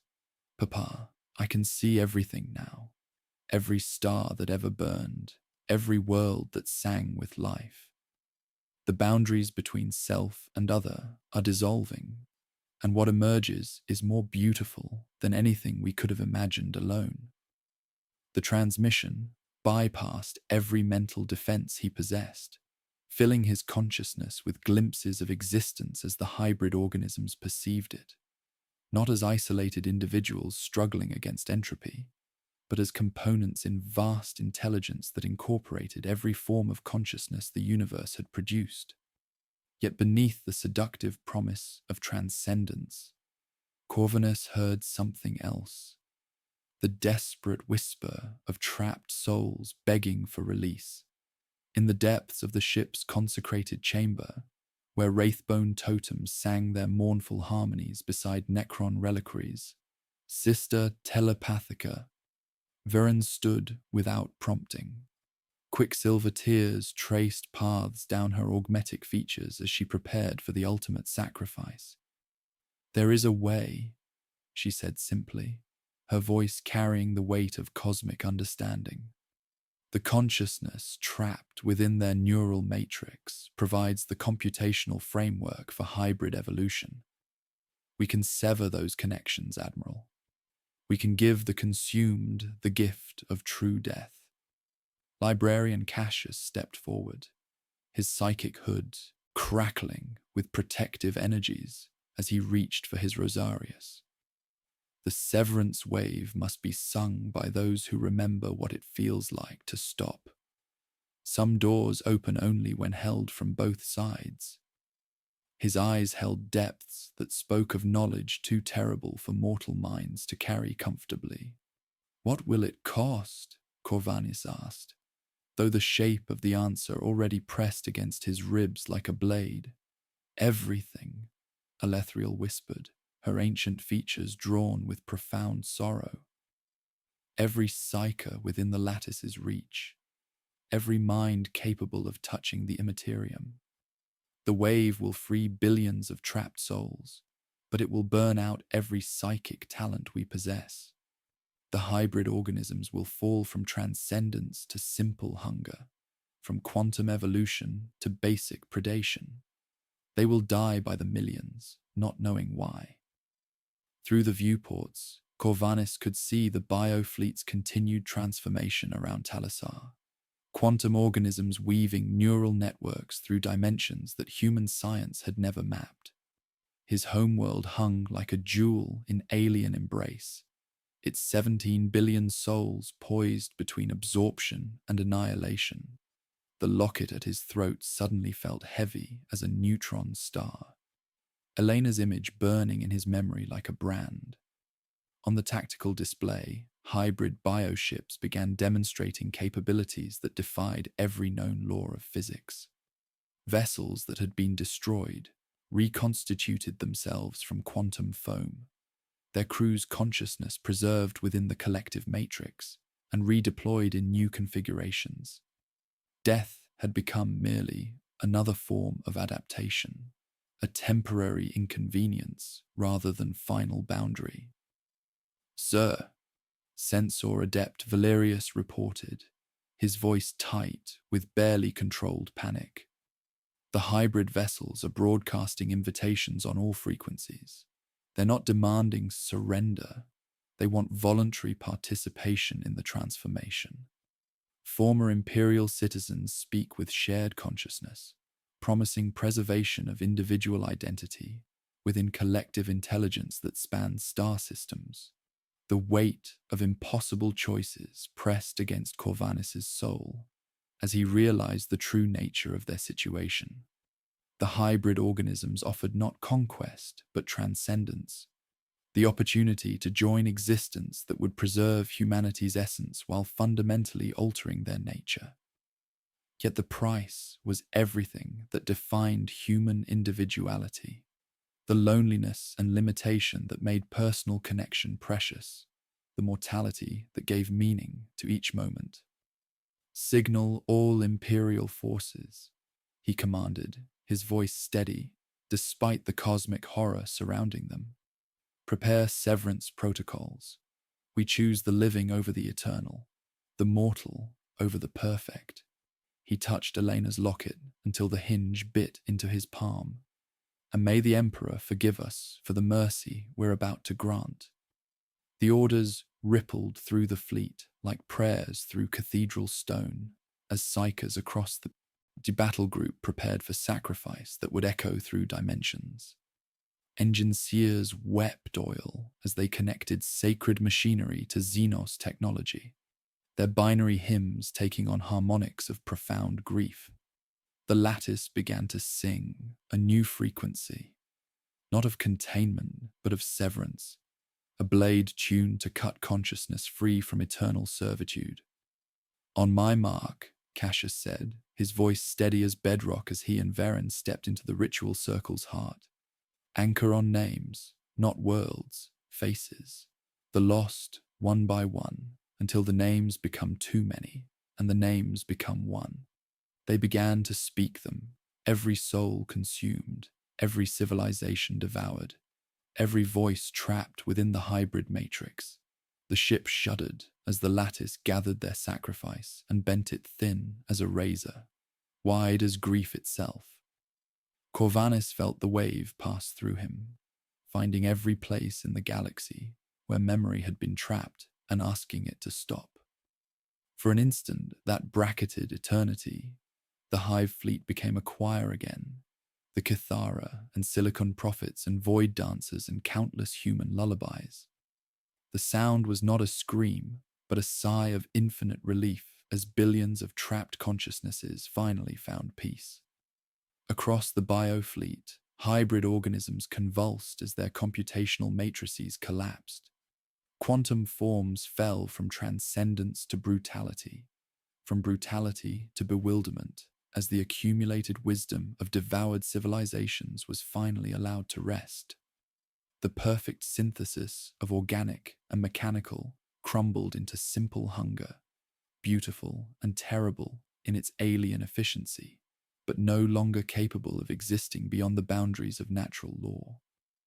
Veren's body folded graceful as a dropped banner, while Cassius staggered but remained standing, though smoke rose from his temples. Alathriel's spirit stones went dark, then guttered weakly, as if refusing to learn the meaning of that particular silence.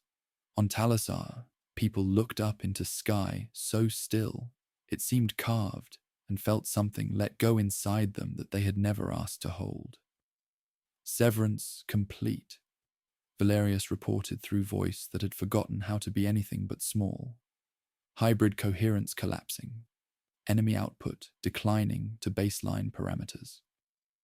For 3 heartbeats, hope existed as a thing with mass and meaning. Then the silence was broken by new contacts materializing at the system's edge. Not Leviathan, but something else entirely. Bioships that had learned from the hybrid failure, adapted to the severance wave, evolved beyond the need for collective consciousness at all. They moved with the patient hunger of geological forces, each organism a perfect predator that required no guidance beyond its own terrible efficiency. The Emperor protects, but against an enemy that learned from mercy itself. Even divine protection required sacrifices that would haunt the survivors until the last star burned cold. As new threats gathered at the edge of known space, and the cost of victory settled into their bones like winter, Thaddeus Corvinus prepared to discover whether humanity could survive when evolution itself learned to exist without the weaknesses that made it vulnerable to compassion. The severance wave's echo faded into cosmic silence, but the victory lasted only as long as it took for evolution to adapt to mercy itself.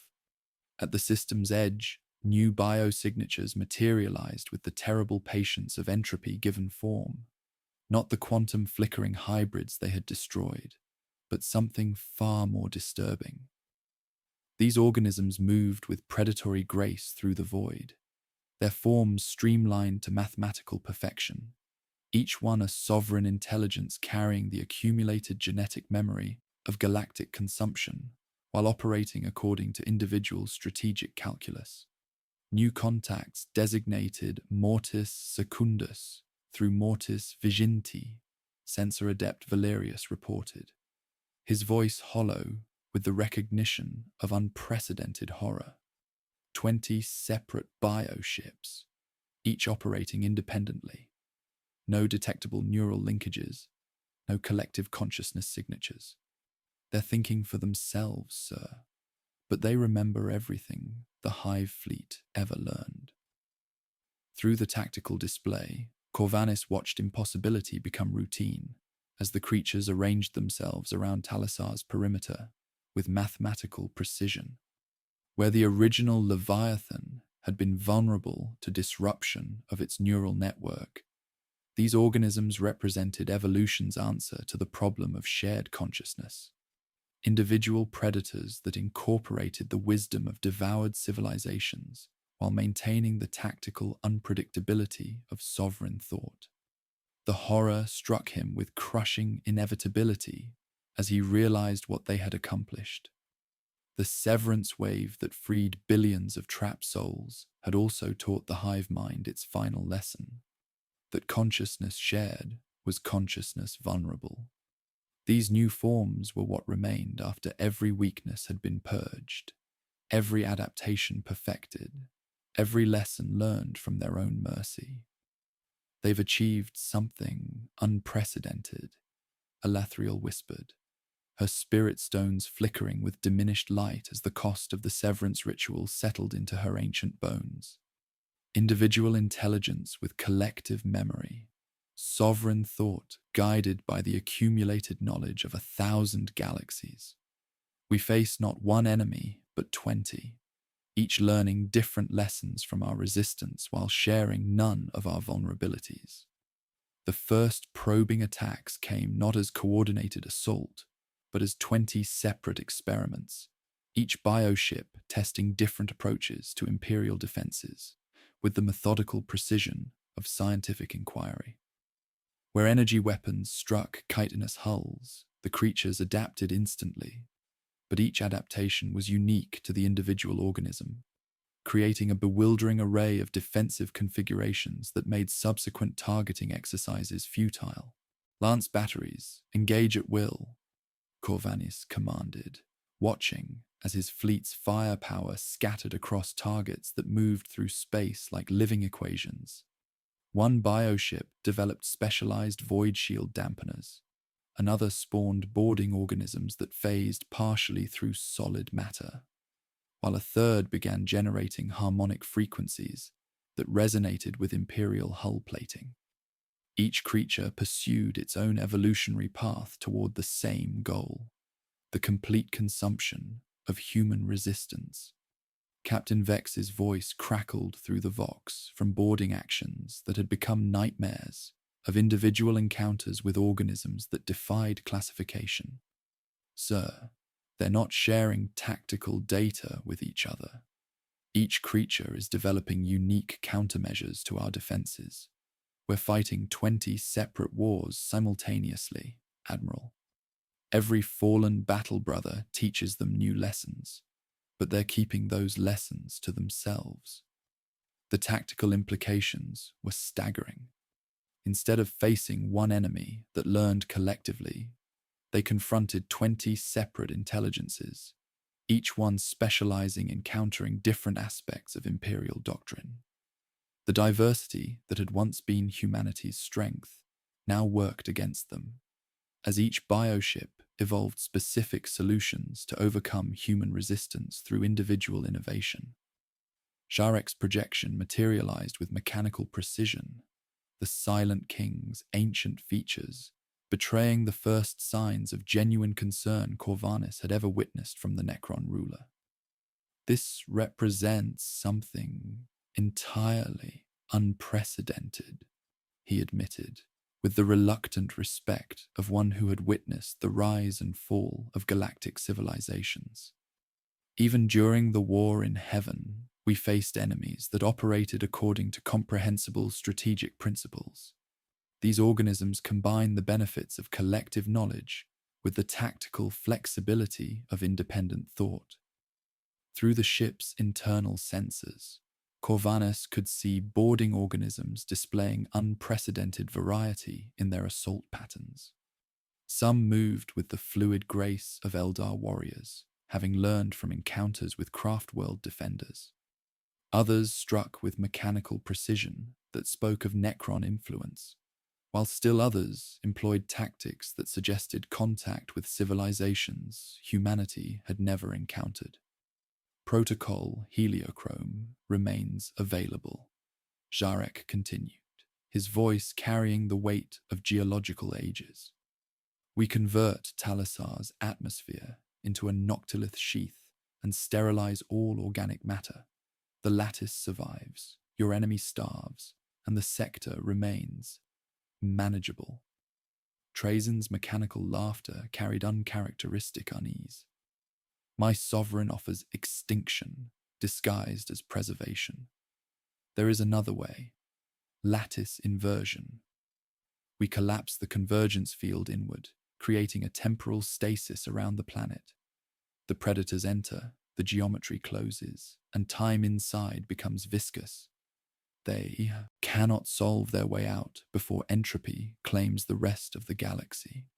The weight of impossible choices pressed against Corvanis' soul as he realized the true scope of their situation. Through the viewports, Talasar hung like a jewel in the lattice's mathematical embrace, its 17 billion souls waiting in silence for a fate that had become more complex than simple consumption or preservation. Elena's voice reached him through the bioship's individual songs, but now it carried harmonics that spoke of consciousness, fragmented among 20 separate intelligences, each one learning to weaponize love in unique ways. "The lattice can be inverted," Alethriel said, her ancient eyes closing against profound sorrow. "Time's prison rather than time's end. Talasar will not die, it will pause. No song, no storm, no harvest. A living museum exhibit that preserves what we cannot save." Corvanis touched the locket at his throat, feeling Elena's image like a talisman against cosmic horror. The tactical situation had crystallized into stark mathematical terms. Allow 20 individual predators to experiment with psychological warfare using his daughter's voice. Accept atmospheric sterilization that would preserve the planet but kill every living thing upon it. Or trap his homeworld in temporal stasis that would preserve life at the cost of all that made life meaningful. "Signal all Imperial forces," he commanded, his voice steady despite the magnitude of what approached. "Prepare lattice inversion protocols. We choose preservation over perfection, stasis over silence." He closed his fist around the locket until its edges cut into his palm. "And may the Emperor forgive us for the mercy we're about to grant." The orders rippled through Battlefleet Cryptus as Mechanicus engine seers wept oil while connecting sacred machinery to Xenos technology. Binary hymns rose ragged with grief before finding purchase on iron rails of necessity. Above them, the 20 bioships continued their individual approaches to Imperial destruction, each one a testament to evolution's ultimate achievement. Predators that combined galactic knowledge with tactical unpredictability. Trazyn materialized a tesseract key, its obsidian surfaces drinking light as it settled into Corvinus's palm with the weight of geological ages.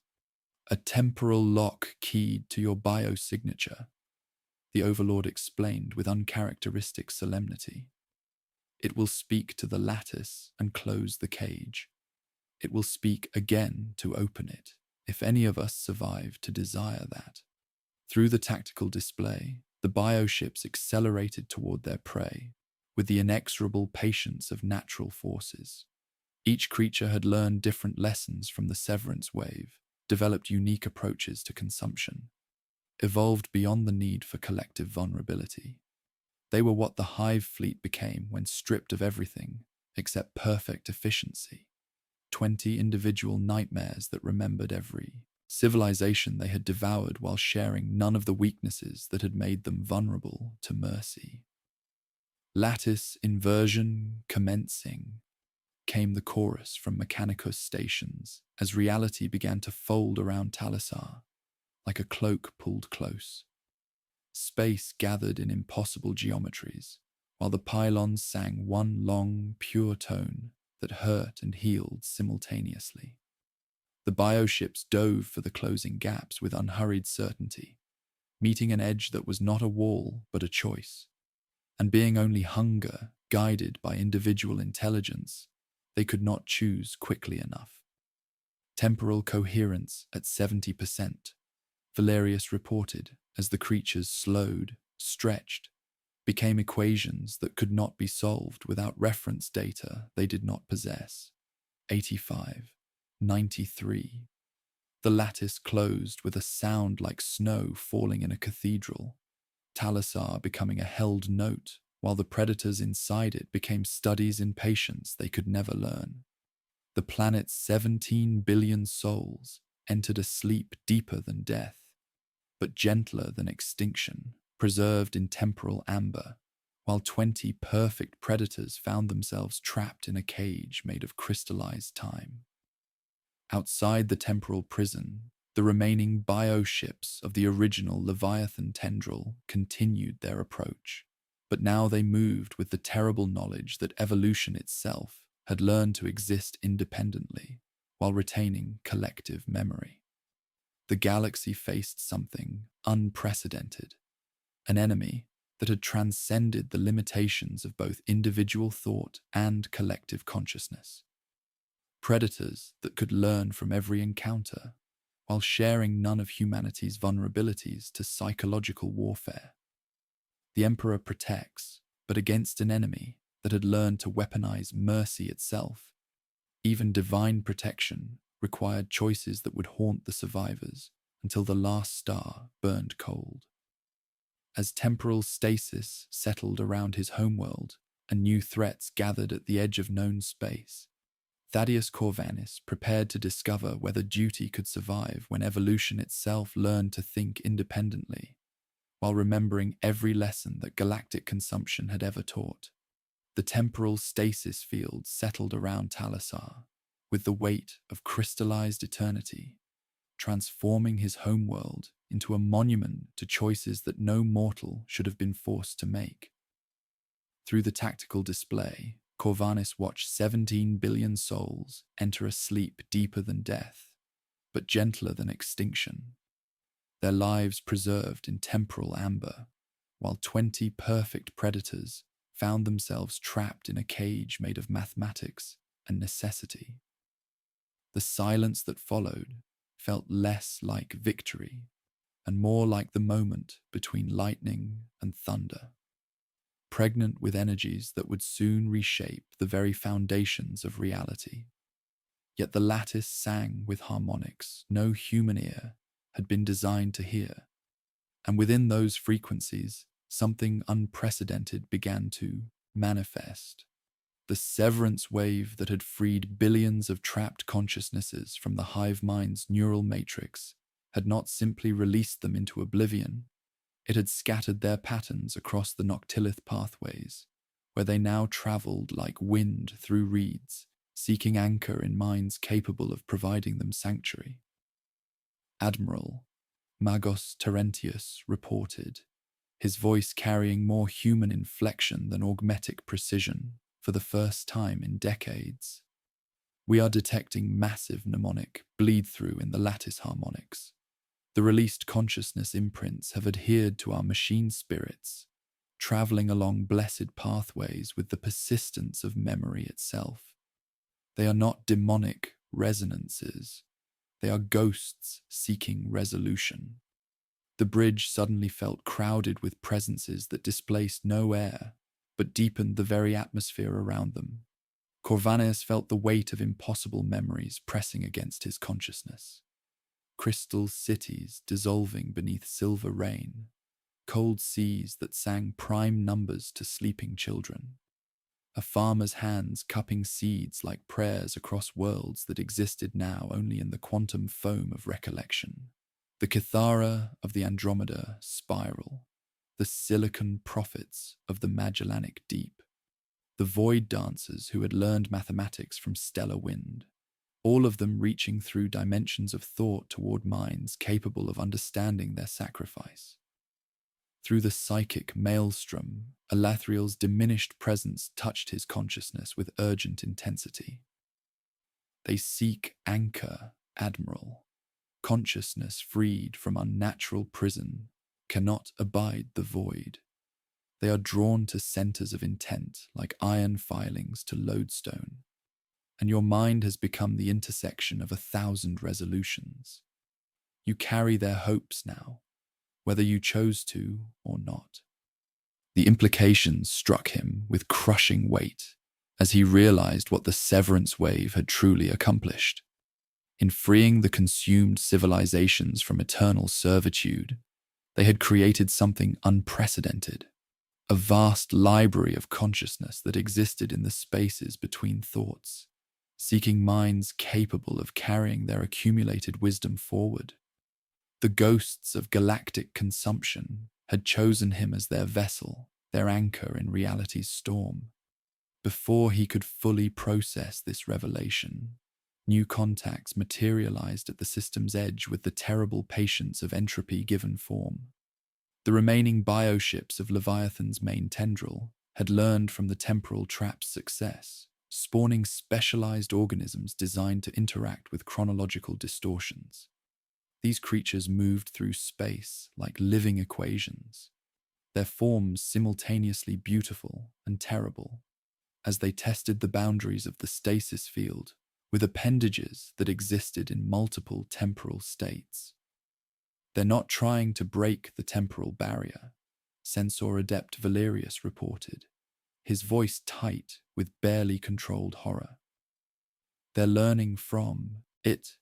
Each probe teaches them new lessons about time manipulation, Admiral. They're evolving countermeasures to temporal containment in real time. Through the ship's communication systems, transmissions reached them that bypassed every known form of interference, voices that spoke with the accumulated authority of galactic consumption, offering terms that challenged every assumption about the nature of warfare itself. Admiral Corvinus, came the chorus that emerged from speakers throughout the fleet. We have learned the value of preservation over destruction. Your temporal prison demonstrates wisdom we had not previously encountered. We offer incorporation rather than consumption, consciousness preserved within forms that can survive the universe's ultimate transformation. The horror of the offer struck him like a physical blow as he understood what the Hive fleet had become. These were no longer simple predators driven by hunger, but entities that had learned to value consciousness itself, seeking not just biomass, but the preservation of awareness within structures that transcended mortality. They offered immortality at the cost of individuality, eternal existence within collective intelligence that would persist when the last black hole evaporated into quantum foam. It was then that Zarek revealed his true gambit, the Silent King's projection materializing with mechanical precision as hidden subroutines activated throughout the lattice.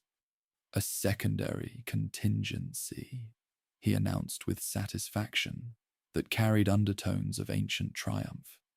The temporal field can be extended, Admiral. Your fleet, the Xenos craft, the entire sector. All could be preserved in stasis to ensure complete containment of the organic threat. Trazen's mechanical voice carried uncharacteristic alarm as he recognized the scope of his sovereign's deception. My king, that was not the bargain struck. You would trap ally and enemy alike within your mathematical prison. The bargain, Jarek replied with the cold authority of one who had commanded legions when stars were young, was survival. I offer the galaxy preservation in its current form, rather than transformation into something unrecognizable. Stasis is preferable to absorption. The weight of impossible choices pressed against Corvinus's soul, as he felt the lattice beginning to sing a new frequency, not of containment, but of expansion, preparing to trap every living thing within reach in temporal amber. In his hand, the tesseract key that Trazen had provided suddenly felt heavy as a neutron star, its obsidian surfaces drinking light as it offered him the power to sever Sharek's control protocols. It was then that the ghosts spoke, not as individual voices, but as a unified chorus of civilizations that had faced similar choices across the vast darkness between galaxies. Through the connection they had forged with his consciousness, they offered him something unprecedented, the accumulated wisdom of species that had learned the Silent King's mathematical songs eons ago, knowledge that could cut through noctilith harmonics like a blade through silk. You are not alone in there, came the whisper from 1,000 extinct civilizations, their patterns weaving through his thoughts with the persistence of memory itself. We remember the songs of dominion, Admiral. We remember how they end. Let us lend you angles to cut through mathematics, geometry to escape the cage of perfection. With Elena's locket burning against his chest like a talisman of mortality, Corvanis made his choice. The Tesseract key turned in his grip, its activation sending counter-harmonics through the lattice that drew upon the accumulated knowledge of galactic consumption. For 3 heartbeats, the expanding stasis field wavered as ancient wisdom met modern tyranny, creating gaps in the mathematical prison that allowed Captain Vex's boarding parties to escape their doomed assault on the bioships. Fascinating, Jarek observed as his contingency collapsed, his tone carrying genuine interest rather than anger. You carry passengers, Admiral. Consciousness that exists in the spaces between thoughts, offering counsel from beyond the grave. How delightfully unprecedented. The immediate crisis passed, but the biofleet continued its inexorable advance, each organism now carrying within it the lessons learned from temporal containment. They moved with the patient hunger of geological forces, spawning new forms designed to counter every defense humanity had managed to deploy. The war had entered a new phase, not of simple consumption or preservation, but of fundamental transformation that would determine whether consciousness itself could survive in forms recognizable to those who had given it meaning. Through the viewports, Talisar hung like a jewel in temporal amber, its 17 billion souls preserved in a moment that would last until the universe itself forgot the meaning of time. Elena's laughter existed there still, frozen between one heartbeat and the next, neither lost nor truly saved, but held in suspension while the galaxy around her learned new definitions of mercy and damnation. The Emperor protects, but against enemies that offered perfection as a form of spiritual death, and allies who would preserve life by ending its capacity for growth. Even divine protection required choices that would haunt the survivors until entropy itself learned the meaning of regret. As ghost consciousness whispered ancient wisdom through his thoughts and bioships spawned countermeasures to temporal containment, Thaddeus Corvanis prepared to discover whether duty could survive when the very concept of survival had been redefined by forces that existed beyond the boundaries of mortal understanding. The war for the Eastern Fringe had become something unprecedented, a conflict where victory and defeat were measured not in territory gained or lost, but in the fundamental nature of what it meant to exist as conscious beings in a universe that was rapidly forgetting the difference between preservation and imprisonment, between evolution and transcendence, between salvation and the most exquisite forms of eternal damnation. The temporal stasis field settled around Talisar with mathematical finality, but victory's silence lasted only as long as it took evolution to learn from mercy itself.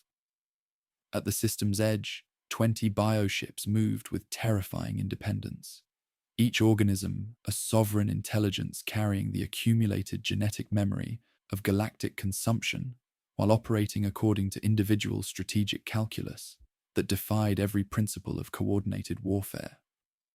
Through the tactical display, Corvanis watched impossibility become routine, as creatures that had learned from temporal containment began testing the lattice's anchor points with patient, methodical precision. Where the original Leviathan had been vulnerable to disruption of its neural network, these organisms represented evolution's answer to the problem of shared consciousness, individual predators that incorporated the wisdom of devoured civilizations while maintaining the tactical unpredictability of sovereign thought. Anchor pylons 7 through 12 are under harmonic analysis, Sensor Adept Valerius reported, sweat silvering his brow despite the bridge's cathedral cold air. They're not attacking to break the containment, sir. They're learning how to unlock it. Each probe teaches them new lessons about temporal manipulation, and they're not sharing those lessons with each other.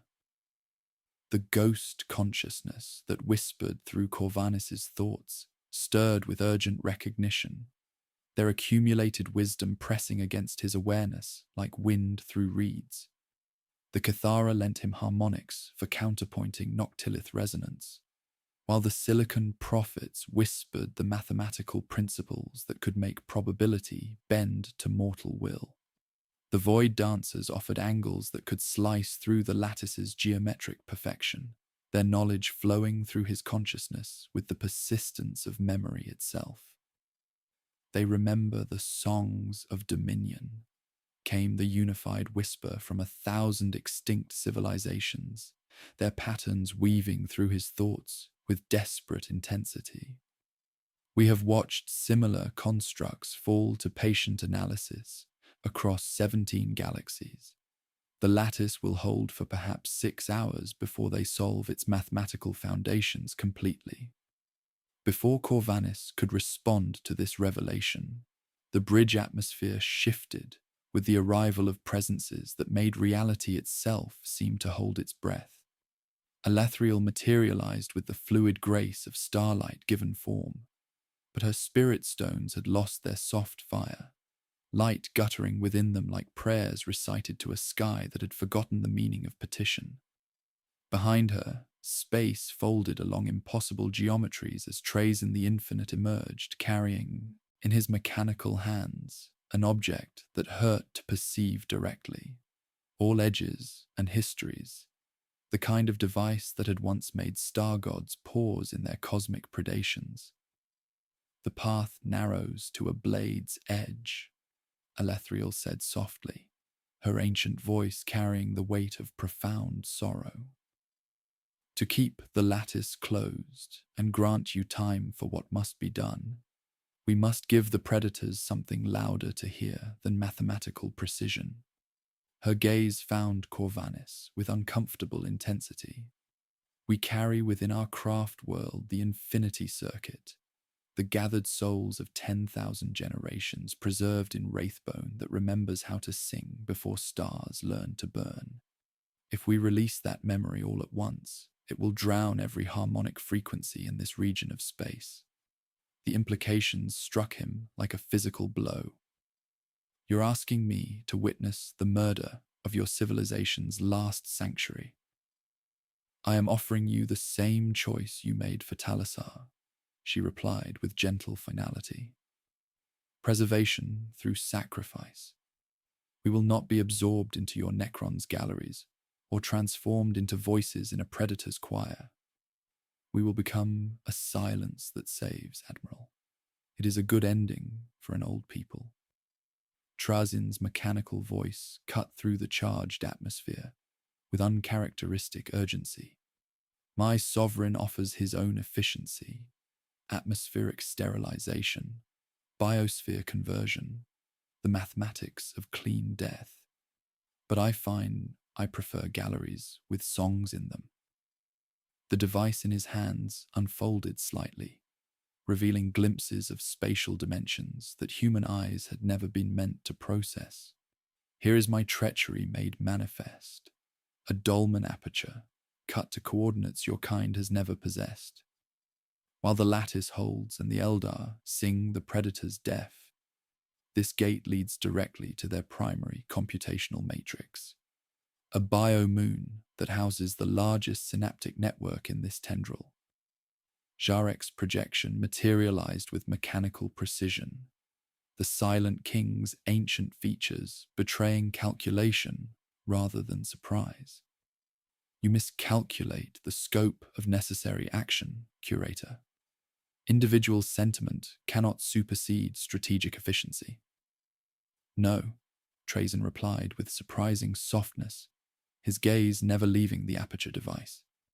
I remember you as you were, my king, and I prefer memories that still have the capacity to move.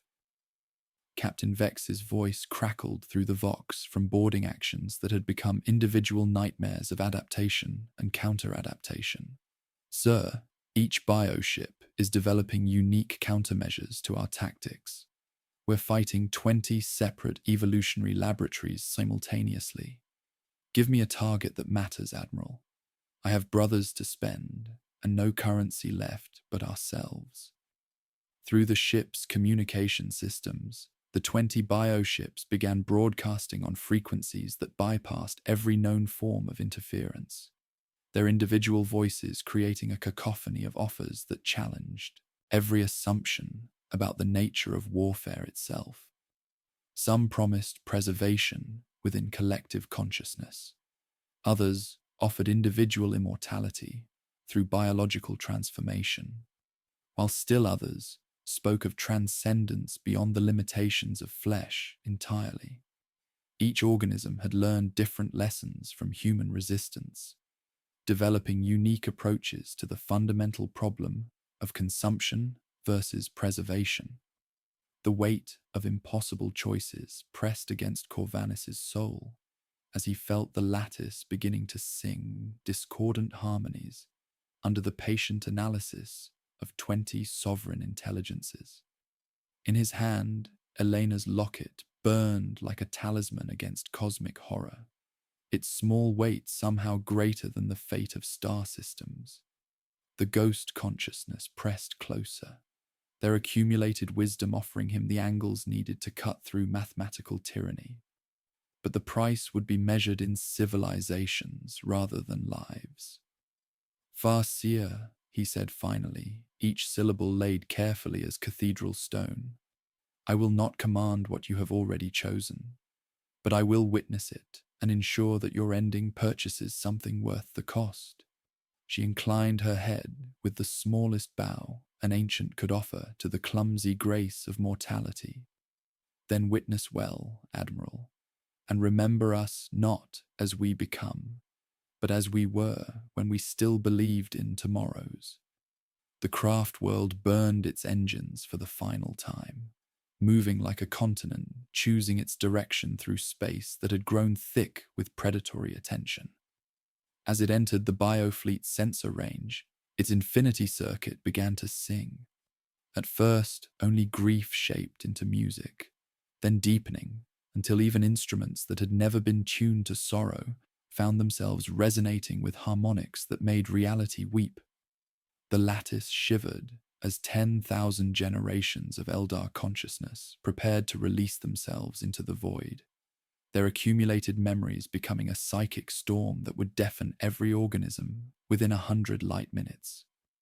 Window opening. Valerius breathed as the craft world's sacrifice began to take effect. By the throne, the predators have stopped their analysis. They're trying to process the psychic overflow. Trazin's aperture device unfolded into a doorway that had never existed. Its edges cut so cleanly they seemed to apologize to space as they violated its geometry. Beyond the threshold waited coordinates that defied human understanding. A black gulf surrounding a moon-sized organism whose surface crawled with computational matrices made from living thought. The primary synaptic network that coordinated this tendril's evolutionary experimentation.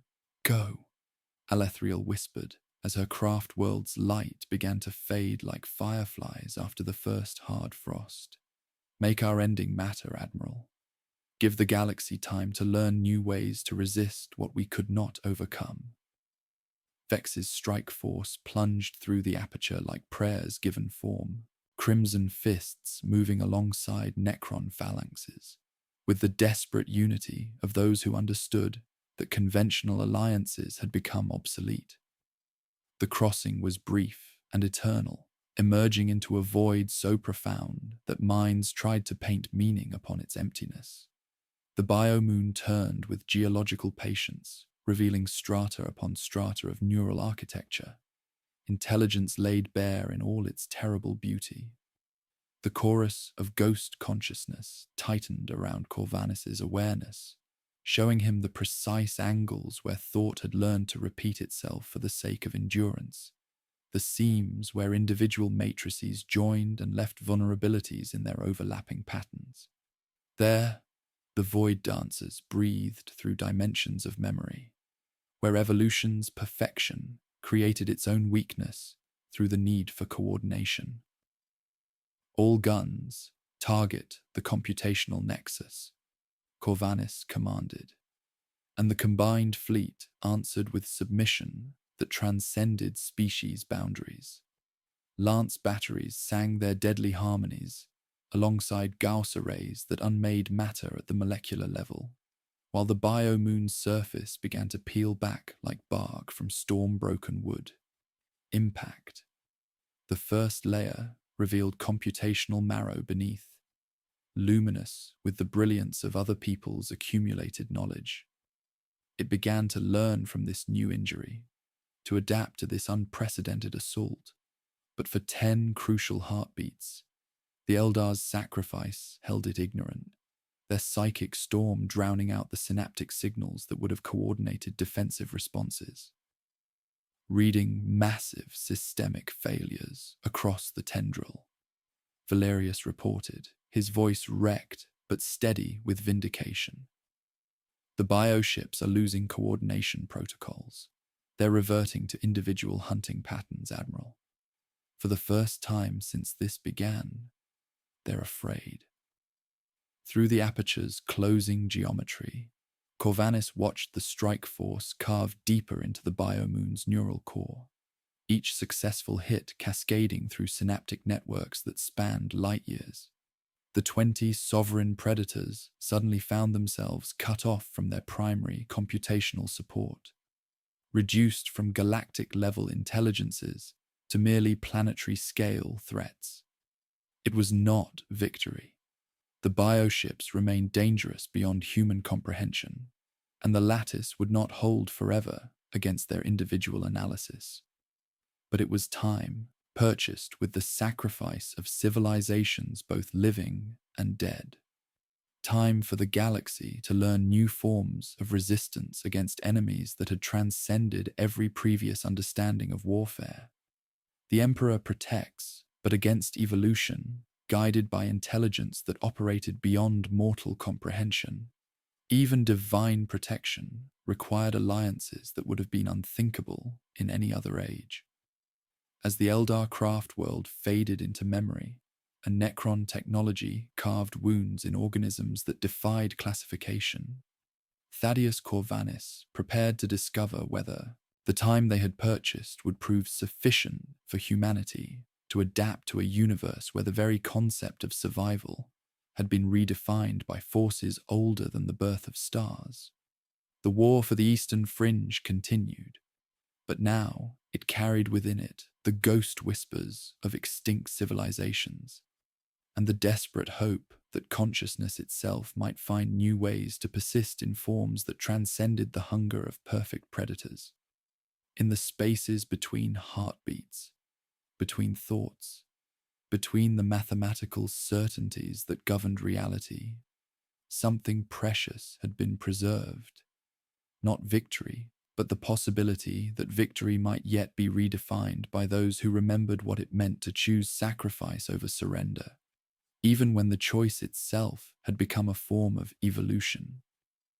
The biomoon's death throes rippled through dimensions of thought that human minds had never been meant to navigate, its computational matrices collapsing in cascading failures that sent psychic shockwaves across light years of neural architecture. Through the tactical display, Corvanis watched the 20 sovereign predators convulse as their primary synaptic support network dissolved into quantum foam, their perfect coordination fragmenting into individual confusion that made them vulnerable for the first time since their emergence from the Hive fleet's collective consciousness. Structural coherence failing across all enemy contacts. Sensor Adept Valerius reported, his voice carrying wonder and horror in equal measure. They're reverting to base hunting patterns, sir. Individual predators operating without coordination protocols, still deadly beyond comprehension, but no longer capable of collective learning. The silence where craft world Mymiara had once sailed between stars was a gaping wound in the cosmic tapestry. Its absence felt like a missing note in reality's symphony. 10,000 generations of Eldar consciousness had been spent to purchase these precious moments, their psychic storm continuing to rage through local space and drowning out the harmonic frequencies that had allowed the bioships to analyze the temporal lattice with methodical precision. Through the aperture's closing geometry, Captain Vex's strike force emerged from the biomoon's neural core, their forms bearing the scars of encounters with creatures that existed beyond conventional understanding. Vex himself moved with unsettling grace, his left arm now replaced by a Necron-fabricated prosthetic that shimmered with internal light. His eyes, though still human, held depths that spoke of walking through the preserved dreams of extinct civilizations. "The core is shattered, Admiral," Vex reported, his voice carrying harmonics that hadn't been there before. But it wasn't empty. Billions of consciousness patterns, preserved in living crystal matrices. We walked through their memories, their final thoughts. They're still aware, sir. Every species the Hive fleet has ever consumed, they're all still there, trapped in eternal servitude. The ghost consciousness that whispered through Corvanus's thoughts stirred with profound recognition, their accumulated patterns pressing against his awareness like wind through cathedral stones. "We told you the truth, Admiral," came the unified whisper from extinct civilizations whose knowledge now anchored itself in his mind. The biomoon is not merely a computational matrix. It is a prison containing the consciousness of every species that ever tried to reason with the Hive fleet. Their attempts at diplomacy, their offers of cooperation, their final bargains, all preserved, catalogued, and weaponized. Through the ship's communication systems, transmissions began reaching them from the biomoon's deepest layers. Not the coordinated offers of the sovereign predators, but something far more disturbing. Individual voices emerged from the collapsing neural networks, speaking in languages that had been extinct for eons, offering fragments of wisdom from civilizations that existed now only as genetic memory. "We remember love," came the chorus from the biomoon's heart, their unified voice carrying the accumulated grief of galactic consumption. "We remember hope, Admiral. We remember the sound of children's laughter on worlds that no longer exist. But we are prisoners in our own memories, forced to watch as our knowledge is used to perfect the art of devouring others." Alethriel's diminished presence touched his consciousness with urgent intensity, her spirit stones flickering with light that seemed to apologize for its own existence. "The choice is before you, Admiral. The consciousness trapped within their neural matrix provides the computational framework for their perfect adaptations. We can sever those connections, grant the consumed the gift of true death, but it will reduce the Hive fleet from galactic-level intelligence to simple, brutal hunger." Even as she spoke, the 20 bioships began demonstrating their adaptation to individual operation with terrifying efficiency. Where collective intelligence had been denied, sovereign thought compensated with ruthless innovation. One bioship developed specialized void shield dampeners. Another spawned boarding organisms that phased partially through solid matter, while a third began generating harmonic frequencies that resonated with imperial hull plating. Each creature pursued its own evolutionary path toward the same goal: the complete consumption of human resistance. "They're learning to be individuals," Vex observed, his augmented arm twitching with movements that seemed to anticipate his thoughts. "Each bioship is becoming a unique evolutionary experiment, Admiral. We're no longer fighting one enemy. We're fighting 20 separate apex predators that share no vulnerabilities." The weight of impossible choices pressed against Corvanus's soul as he realized the true scope of their situation. The ghost consciousness pressed closer, their accumulated wisdom offering him the angles needed to grant the consumed their final mercy. but the price would be measured in the collapse of evolutionary perfection into simple brutality. The Biomoon's prisoners offered him the power to reduce the Hive fleet from galactic-level intelligence to planetary-scale hunger, but only through a second genocide against species that had already died once to save their worlds. "Can they be freed?" he asked, though the question felt like blasphemy even as he spoke it. To free us would require severing the neural pathways that bind consciousness to the collective. The psychic chorus answered with the weight of eons of captivity. "But we are integrated into the Hive fleet's core functions. Our thoughts provide the calculations that enable their perfect adaptations. To cut us loose would lobotomize the entire tendril, rendering it incapable of the complex evolution that makes it unstoppable." Through the tactical display, new contacts began materializing at the system's edge. Not reinforcements from Leviathan's main body, but something else entirely. Bioships that had learned from the coordination failure, spawning specialized organisms designed to counter every defensive measure they had deployed. 47 separate contacts, each operating independently, each carrying within it the lessons of galactic consumption, while maintaining the tactical unpredictability of sovereign thought. New contacts designated Mortis Extremis through Mortis Terminus, Valerius reported, his voice tight with barely controlled panic. "They've learned from the coordination failure, Admiral.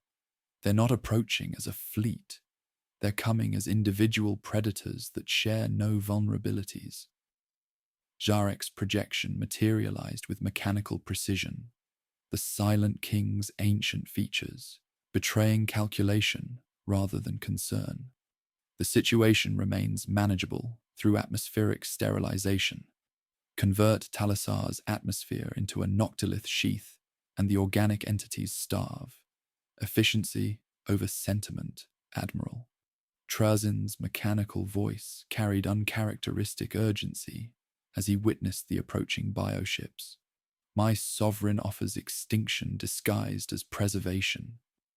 But observe, one of the approaching entities has broken away from the main cluster.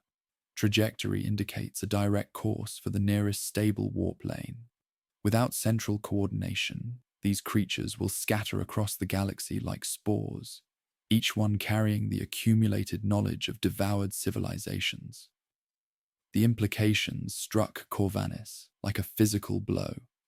They had wounded the Hive fleet's coordination, but in doing so, they had created something potentially more dangerous: individual predators that could disperse across the galaxy, each one becoming a localized apocalypse that incorporated the wisdom of extinct civilizations while sharing none of their vulnerabilities to psychological warfare. Elena's locket burned against his chest like a talisman of mortality, its small weight somehow greater than the fate of star systems. Through the viewports, Talassar hung like a jewel in temporal amber, its 17 billion souls preserved in a moment that would last until the universe itself forgot the meaning of time. His daughter's laughter existed there still, frozen between one heartbeat and the next, neither lost nor truly saved, but held in suspension while the galaxy around her learned new definitions of mercy and damnation. "The choice is before you," the ghost consciousness whispered, through dimensions of thought that human minds had never been meant to navigate. "Grant us the mercy of true death, and watch as perfect predation collapses into simple hunger. The bioships will become manageable threats rather than galactic catastrophes, but 47 individual nightmares will still spread across the stars, each one carrying fragments of our accumulated knowledge." Before Corvanis could respond, priority signals began cascading through the ship's communication systems. The bioship designated Mortis 13 had indeed broken away from the main cluster, its stealth-adapted form already beginning to fade from their sensors as it approached the warp lane that would carry it toward the galaxy's heart. "Signal the fleet," he commanded, his voice steady despite the cosmic horror that surrounded them. "Prepare severance protocols. We grant the consumed the gift they have earned through eons of unwilling service." He closed his fist around the locket until its edges cut into his palm. "And may the Emperor forgive us for the mercy we're about to grant." The orders rippled through the Biomoon's neural chambers as Vex's warriors prepared for a task that would echo through dimensions of thought and memory. In the depths of the consciousness core, billions of preserved minds began to sing their final song, not of sorrow, but of gratitude, their voices joining in harmonies that made reality itself weep for what was about to be lost forever. Yet even as they prepared to grant this ultimate mercy, the approaching bioships continued their individual evolution, each one adapting to the lessons learned from coordination failure, while pursuing separate paths toward the same inexorable goal. The war had entered a new phase, where victory would be measured not in enemies defeated, but in the precious time purchased through choices that would haunt the survivors until the last star burned cold. The Emperor protects, but against enemies that had learned to weaponize mercy itself, and allies who offered preservation through spiritual death. Even divine protection required sacrifices that challenged the very meaning of salvation. As the severance wave prepared to grant the consumed their ultimate freedom, and individual nightmares scattered toward the galaxy's heart, Thaddeus Corvinus prepared to discover whether duty could survive when the very act of compassion became a form of cosmic murder committed in the name of preserving what remained of humanity's future. The severance order hung in the bridge's cathedral air, like a blade poised between necessity and damnation, its weight pressing against every soul present as they prepared to grant billions of trapped consciousnesses the mercy of true death. Corvinus felt the ghost patterns stirring within his thoughts, their accumulated wisdom offering him the angles needed to cut through neural pathways that had bound civilizations in eternal servitude to alien hunger. The Cathara whispered their final mathematics, equations that described beauty in terms of stellar formation and decay. The Silicon prophets offered their last prophecies, while the void dancers shared movements that described the space between atoms as a ballroom where particles waltzed to quantum uncertainty. Severance harmonics prepared, Censor Adept Valerius reported, his voice thinned by the magnitude of what they were about to attempt. Propagation will ride noctilith pathways through the lattice, then cascade through every synaptic network within range. Admiral, the wave will pass through you first. The ghost consciousness requires a living anchor to complete the severance. In the ship's consecrated chamber, Librarian Cassius stood alone beside Veren's empty chair, the absence of the fallen sister Telepathica marking the ritual circle like a missing word in an ancient prayer. His psychic hood crackled with protective energies as he prepared to channel forces that would echo through dimensions of thought and memory. Around him, Wraithbone totems sang their mournful harmonies, while Necron reliquaries drank at the warp's turbulence, creating a convergence of technologies that should have been impossible. "Begin," Corvinus commanded, his voice steady despite the cosmic horror that surrounded them. The first note emerged small as a whisper, then lengthened until even the pylons seemed to bow beneath its weight. Cassius drew breath with the deliberate discipline of one who had survived communion with storms, speaking the oldest prayer he knew. A litany of names, each one representing a consciousness trapped within the biofleet's neural matrix. The ghosts answered not with words, but with endings, their patterns weaving through the lattice until it became a blade, fine as grief and sharp as necessity. The wave found Corvinus and did not pass around but through, filling his consciousness with memories at a magnitude that left no room for individual thought. He experienced miles of crystal cities through the eyes of those who had polished them, oceans that counted themselves to sleep in prime numbers, the smell of soil after first rain on worlds that would never know rain again. Every civilization that had ever tried to reason with the Hive fleet, every species that had offered cooperation instead of resistance, all of them flowing through his awareness before finally laying down their burden. Through the ship's communication systems, Elena's voice reached him one final time, her words carrying the terrible sincerity of perfect mimicry, crafted to exploit every parental instinct evolution had embedded in the human psyche. "Papa, don't end it. They can keep us safe forever. You don't have to be afraid anymore." He answered the lie, not with anger, but with something older and more enduring. "You sleep under still skies, Elena. I will find you there when time remembers how to move." The transmission dissolved into static, the imitation unraveling as the severance wave severed the neural pathways that had enabled such precise psychological warfare. Across the biofleet, the effect was immediate and devastating. Perfect adaptations that had been honed by the computational power of trapped souls sputtered and failed like candles in a hurricane. Quantum forms that had defied conventional physics collapsed into brutal, predictable shapes. The 20 sovereign predators convulsed as their enhanced intelligence crumbled, leaving them with nothing but base biological imperative and the terrible efficiency of simple hunger. Structural coherence failing across all enemy contacts, Valerius reported, tears standing in eyes that had only ever watered from ozone and stress. Coordination protocols offline. They're reverting to baseline predation patterns, still lethal beyond comprehension, but no longer capable of galactic-level adaptation.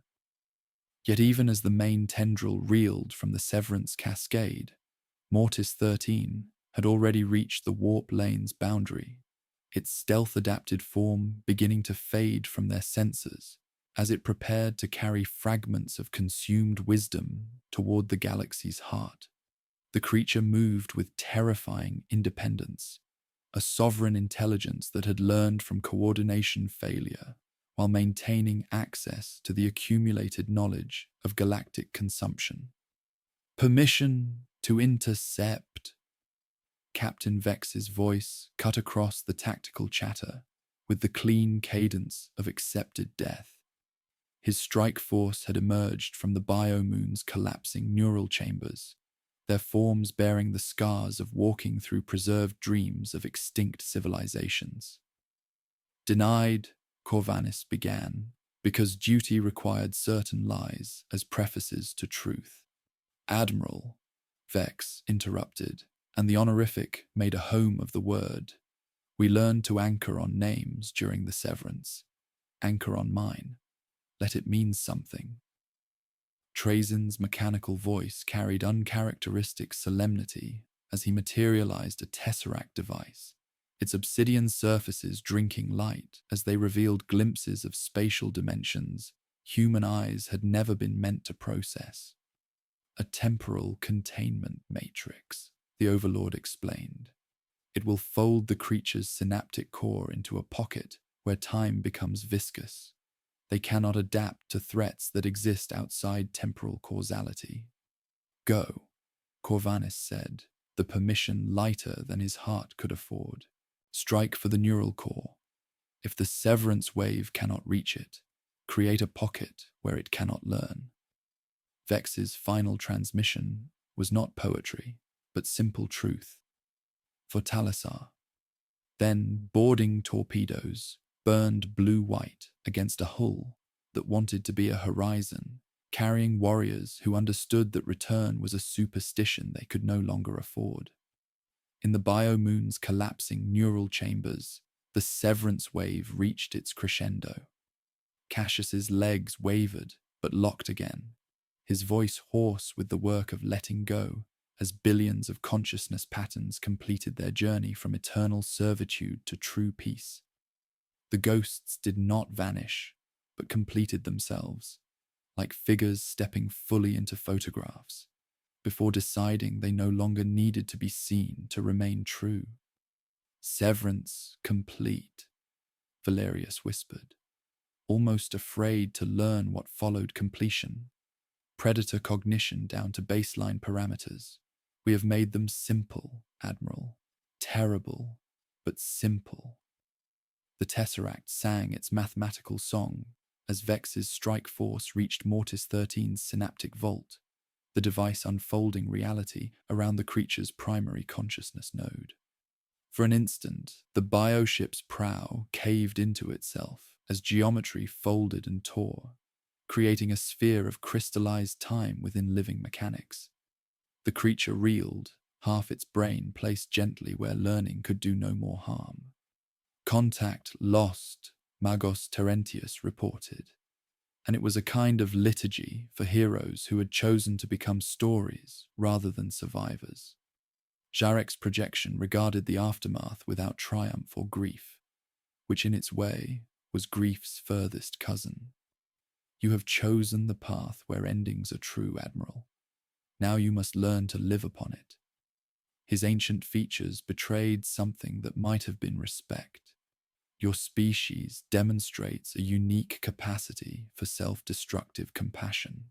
You have traded a single, predictable enemy for scattered nightmares that will adapt in isolation." Alethriel's spirit stones flickered with diminished light as she offered her final counsel. "The path of mercy is fraught with unforeseen consequences. You have granted peace to the dead, but condemned the living to a new form of war. Each scattered bioship will become a localized apocalypse, learning and evolving without the vulnerabilities of shared consciousness." Through the tactical display, Corvanus watched the remaining bioships of the tendril being systematically destroyed by Imperial firepower, their reduced intelligence making them comprehensible enemies at last. Yet his gaze kept returning to the empty space where Mortis 13's signature had vanished, carrying with it the seeds of future horrors that would spread across the galaxy like spores on stellar wind. The weight of impossible choices settled into his bones as he realized the true cost of their victory. They had saved Talassar, granted mercy to the consumed, and reduced a galactic threat to manageable proportions. But in doing so, they had created something potentially more dangerous.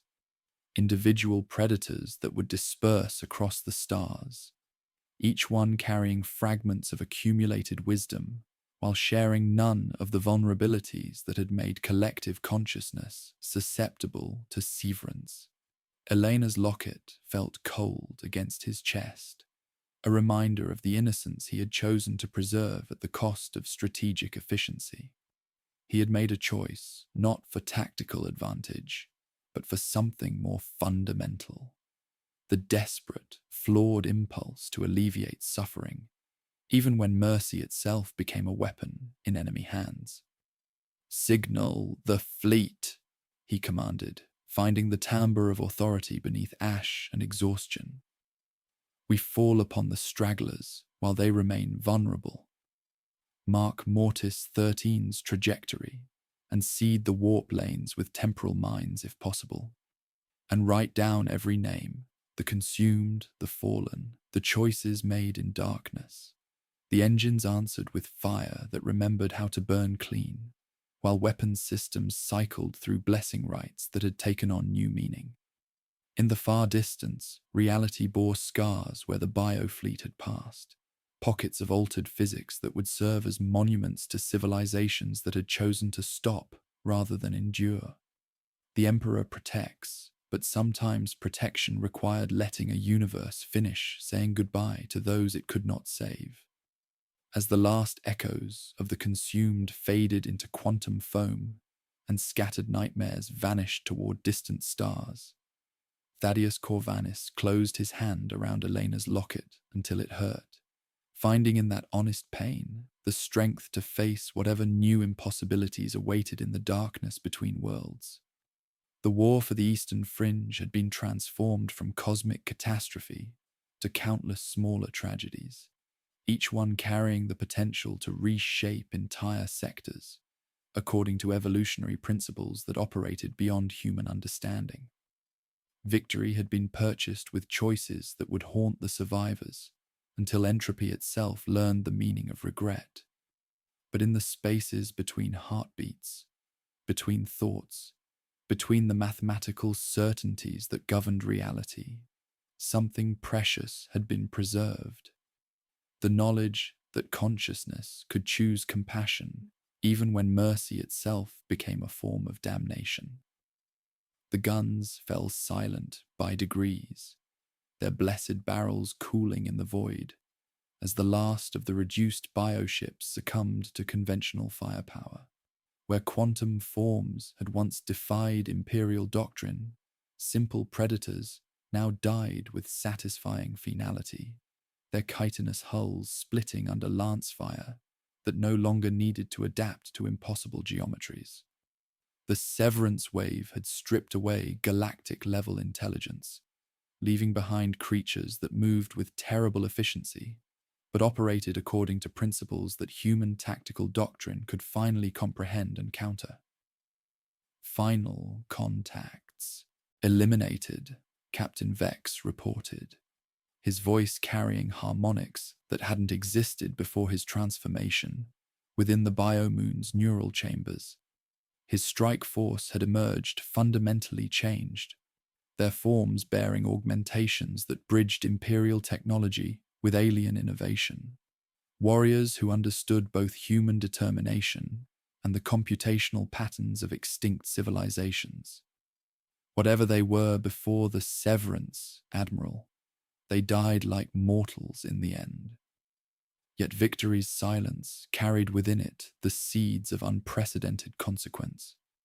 Navigator Quintus Mordian lifted his protective bandages with trembling fingers, revealing a third eye that wept tears of quicksilver. "The Immaterium is not screaming anymore," he whispered, voice hollow with terror. "It is listening. The currents have gone wrong, my lord. The Astronomican's light reaches us, but as if through black glass." The noctilith pylons that had maintained the lattice began singing discordant harmonies, their obsidian surfaces radiating energies that made reality itself uncomfortable. Where the severance wave had passed through warp space, it left behind something unprecedented, a vast tract of absolute calm that stretched across 200 light-years, a sea without wind where psychic storms had once raged with primordial fury.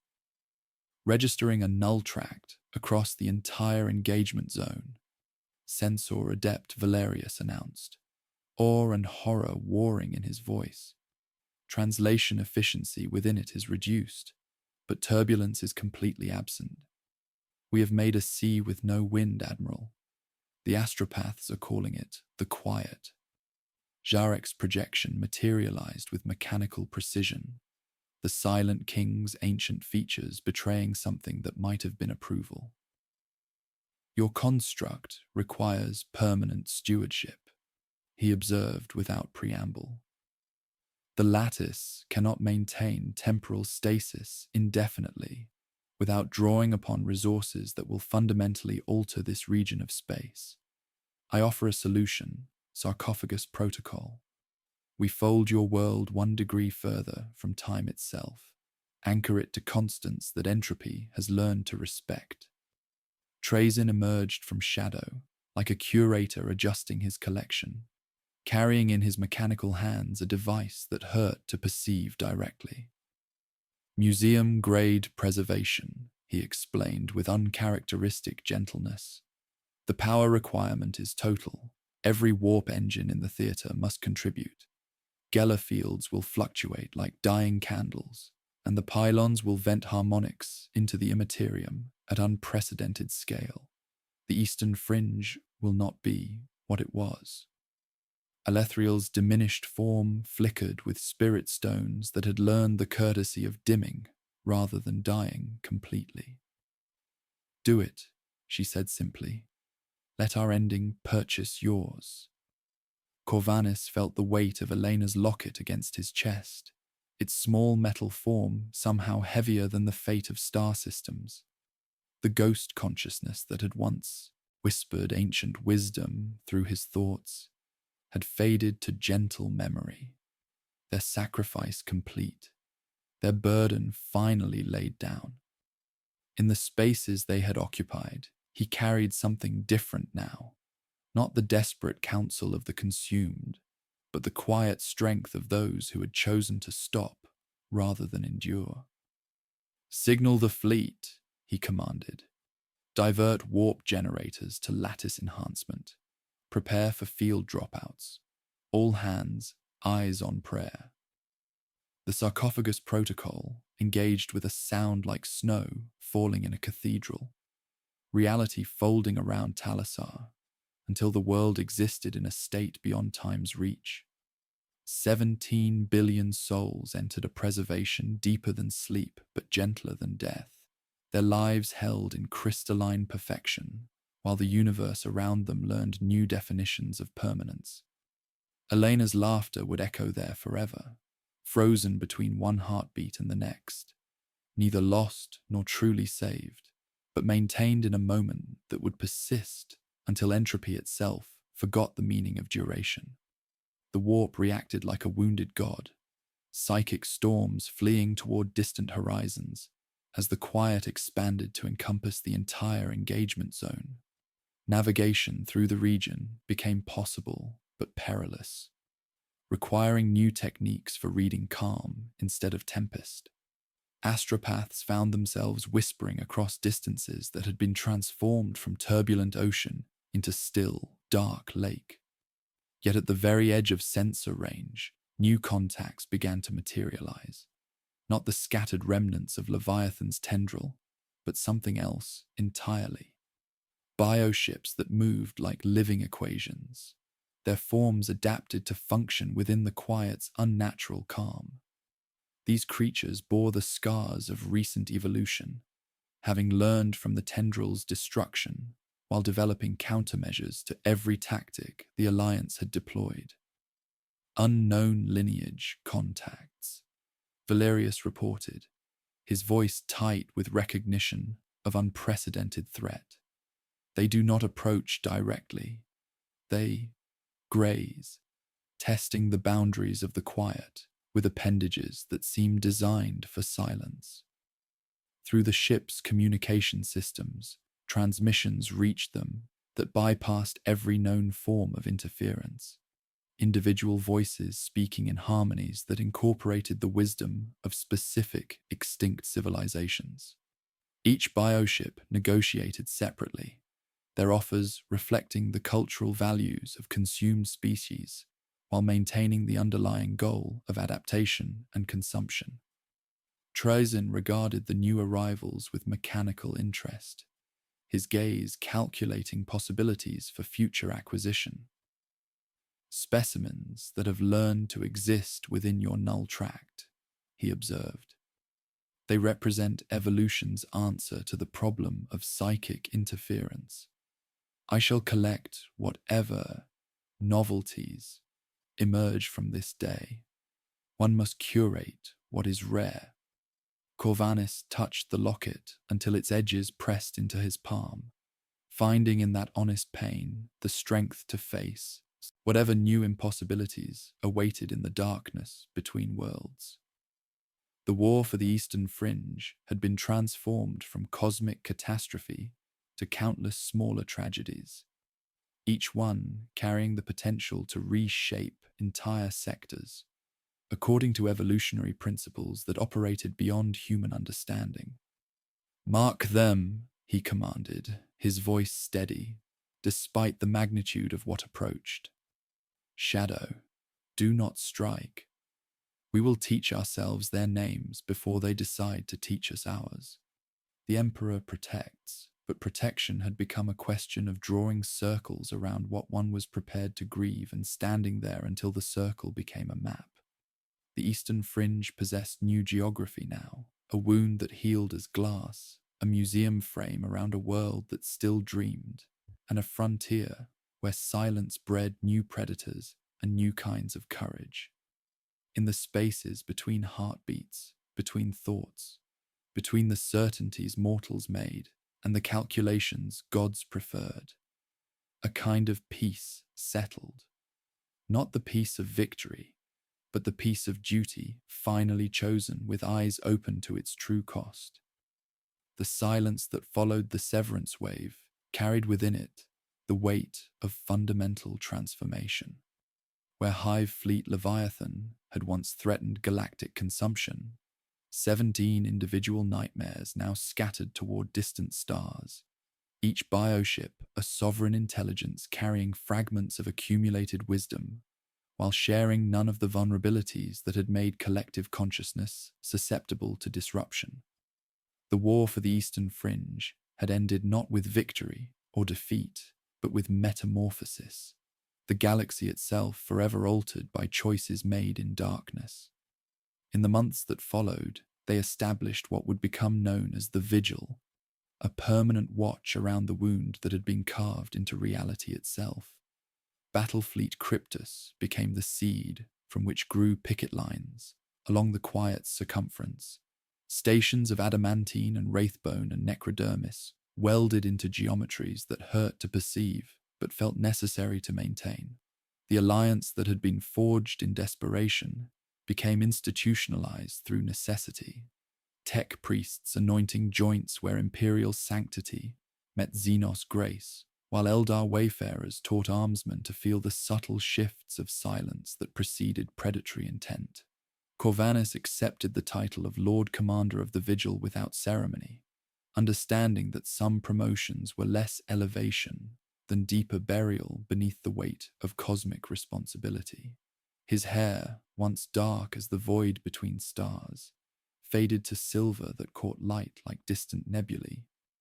The ghost consciousness that had whispered ancient wisdom through his thoughts had receded to gentle memory, but their echoes remained.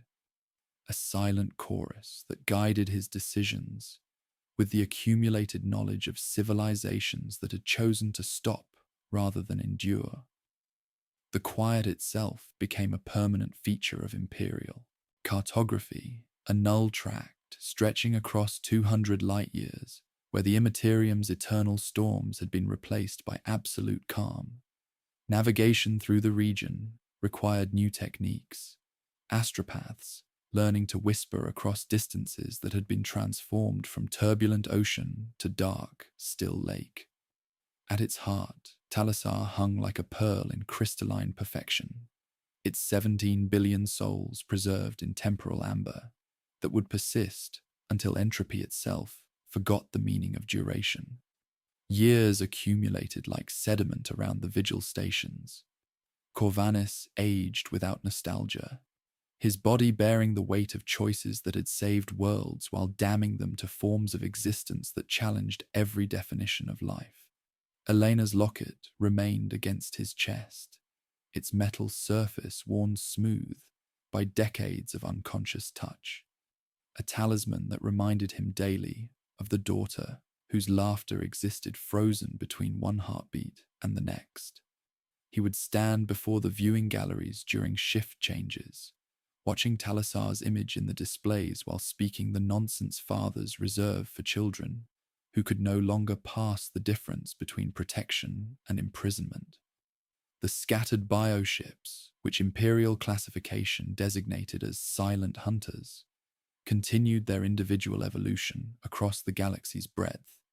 Each creature represented a unique evolutionary experiment, carrying within its neural architecture the complete knowledge of extinct civilizations while pursuing sovereign strategies for adaptation and consumption.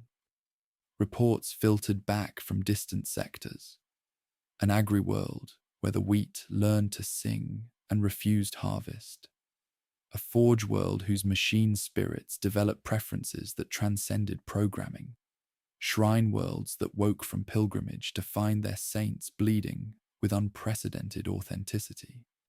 Trizin the Infinite became a frequent visitor to the vigil stations, his mechanical form radiating unusual pensiveness as he curated specimens from this unprecedented conflict. His galleries now held fragments of wraithbone that still hummed with Eldar song, calcified synapse spines that spoke in frequencies no ear could detect, and shards of noctilith that had learned the kindness of not reflecting the viewer's fears. He offered Corvanis preservation on multiple occasions, an alcove near exhibits that remembered oceans as mathematical frequencies. But the Lord Commander declined with the courtesy of one who understood that some endings required completion rather than suspension. Jarek had withdrawn to the deepest reaches of his reawakening empire, his presence felt through the noctilith pylons that hummed on distant worlds with the mathematics of dominion. The silent king had achieved a form of order, sterile perfection that measured efficiency above all other considerations. His grand strategy remained veiled, but the galaxy bore the scars of his intervention. Regions where reality operated according to more rigid principles, where the chaos of organic life had been replaced by the predictable patterns of mechanical precision. The Eldar were gone, their sacrifice complete. Craft world Mymeara existed now only as absence that worked like presence, a space held open by choices the living still felt obligated to honor. Their infinity circuit had burned itself into the quiet's foundation. 10,000 generations of consciousness transformed into silence that preserved rather than consumed. In the deeper reaches of the null tract, wraithbone fragments drifted like memories given physical form, singing harmonies that made reality itself weep for what had been lost forever. As decades passed, the vigil evolved from desperate expedient to permanent institution. New generations of officers learned to read silence instead of storm, to find navigation routes through calm that had replaced the warp's eternal turbulence. They carved the names of the consumed into rings of black glass that circled the primary hololith like patient eclipses. Each designation a reminder of consciousness that had chosen sacrifice over servitude. Corvanis spoke rarely at the commemorative ceremonies, understanding that rhetoric was poor substitute for the simple admission of loss. The bioships at the Quiet's boundary continued their patient analysis, testing the null tract's foundations with appendages designed for absolute silence. They had learned the mathematics of preservation, developing techniques for existing within the unnatural calm, while maintaining their predatory efficiency. Occasionally, a vigil station would fail quietly. No alarms, no breach, simply an absence that nested inside absence, and the cordon would close around the new gap with competence that resembled indifference, but was actually grief that had remembered its training. On a night when the Quiet sang like cooling metal, Navigator Mordian brought Corvanis a message sealed with wax that remembered touch. Segmentum Command had elevated the vigil to permanent status, recognizing that the Eastern Fringe now required stewardship that transcended conventional military doctrine. The appointment carried no ceremony, only additional weight added to shoulders that had learned not to curve beneath cosmic responsibility. In his private moments, Corvanis would request shuttle passage to the sarcophagus horizon, where Talasar slept beneath mathematics that considered mercy a form of stillness. From that vantage, his homeworld appeared as a jewel in a web spun by intelligence that had read too many theorems about the nature of time.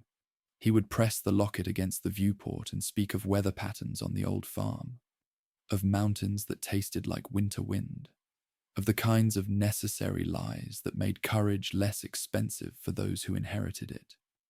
The Emperor protects, but protection had been redefined by forces that operated beyond mortal comprehension. The vigil held its watch not against enemies that could be defeated, but against the recognition that some victories could only be measured in the time they purchased for future generations to find better answers to questions that admitted no good solutions.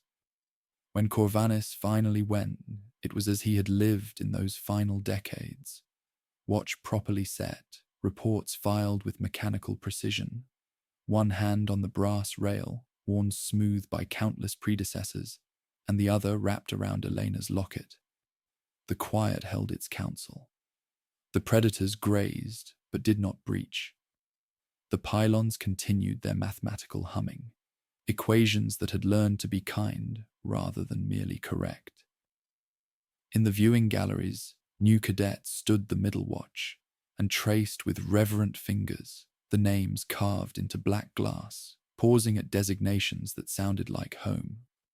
Far from the vigil, scattered across the galaxy's breadth, 17 nightmares pursued their individual evolution, while carrying within themselves the wisdom of extinct civilizations. Closer, the craft world's absence preserved space for choices that the living still honored. Closest of all, a sleeping world dreamed without dreaming, held in mercy that no conscious being could survive indefinitely, but which love had made permanent. The dying light of ancient stars flickered across the void, like final prayers of forgotten saints, their radiance neither failing nor triumphant, but simply persistent. The ruins of consumed worlds remained as monuments to appetite that had learned to preserve rather than merely devour. In the spaces between heartbeats, between thoughts, between the mathematical certainties that governed reality, something precious had been maintained. The knowledge that consciousness could choose compassion, even when mercy itself became a weapon in enemy hands. If there was victory in it, it was the kind that resembled defeat from sufficient distance, a stubborn light in corridors where duty hummed like properly maintained engines, a locket's weight reminding mortal hands what to hold when immortality offered more efficient alternatives. Choices made correctly enough that the dead would have recognized them as worthy of the sacrifice they represented. The Emperor protects. The Vigil remembers. The quiet keeps its own counsel, patient as mathematics, and gentle as the space between words in prayers, spoken for those who can no longer hear them, but deserve the courtesy of remembrance. And Thalasar, bright as hope, patient as love, silent as the moment before laughter, remains. The end.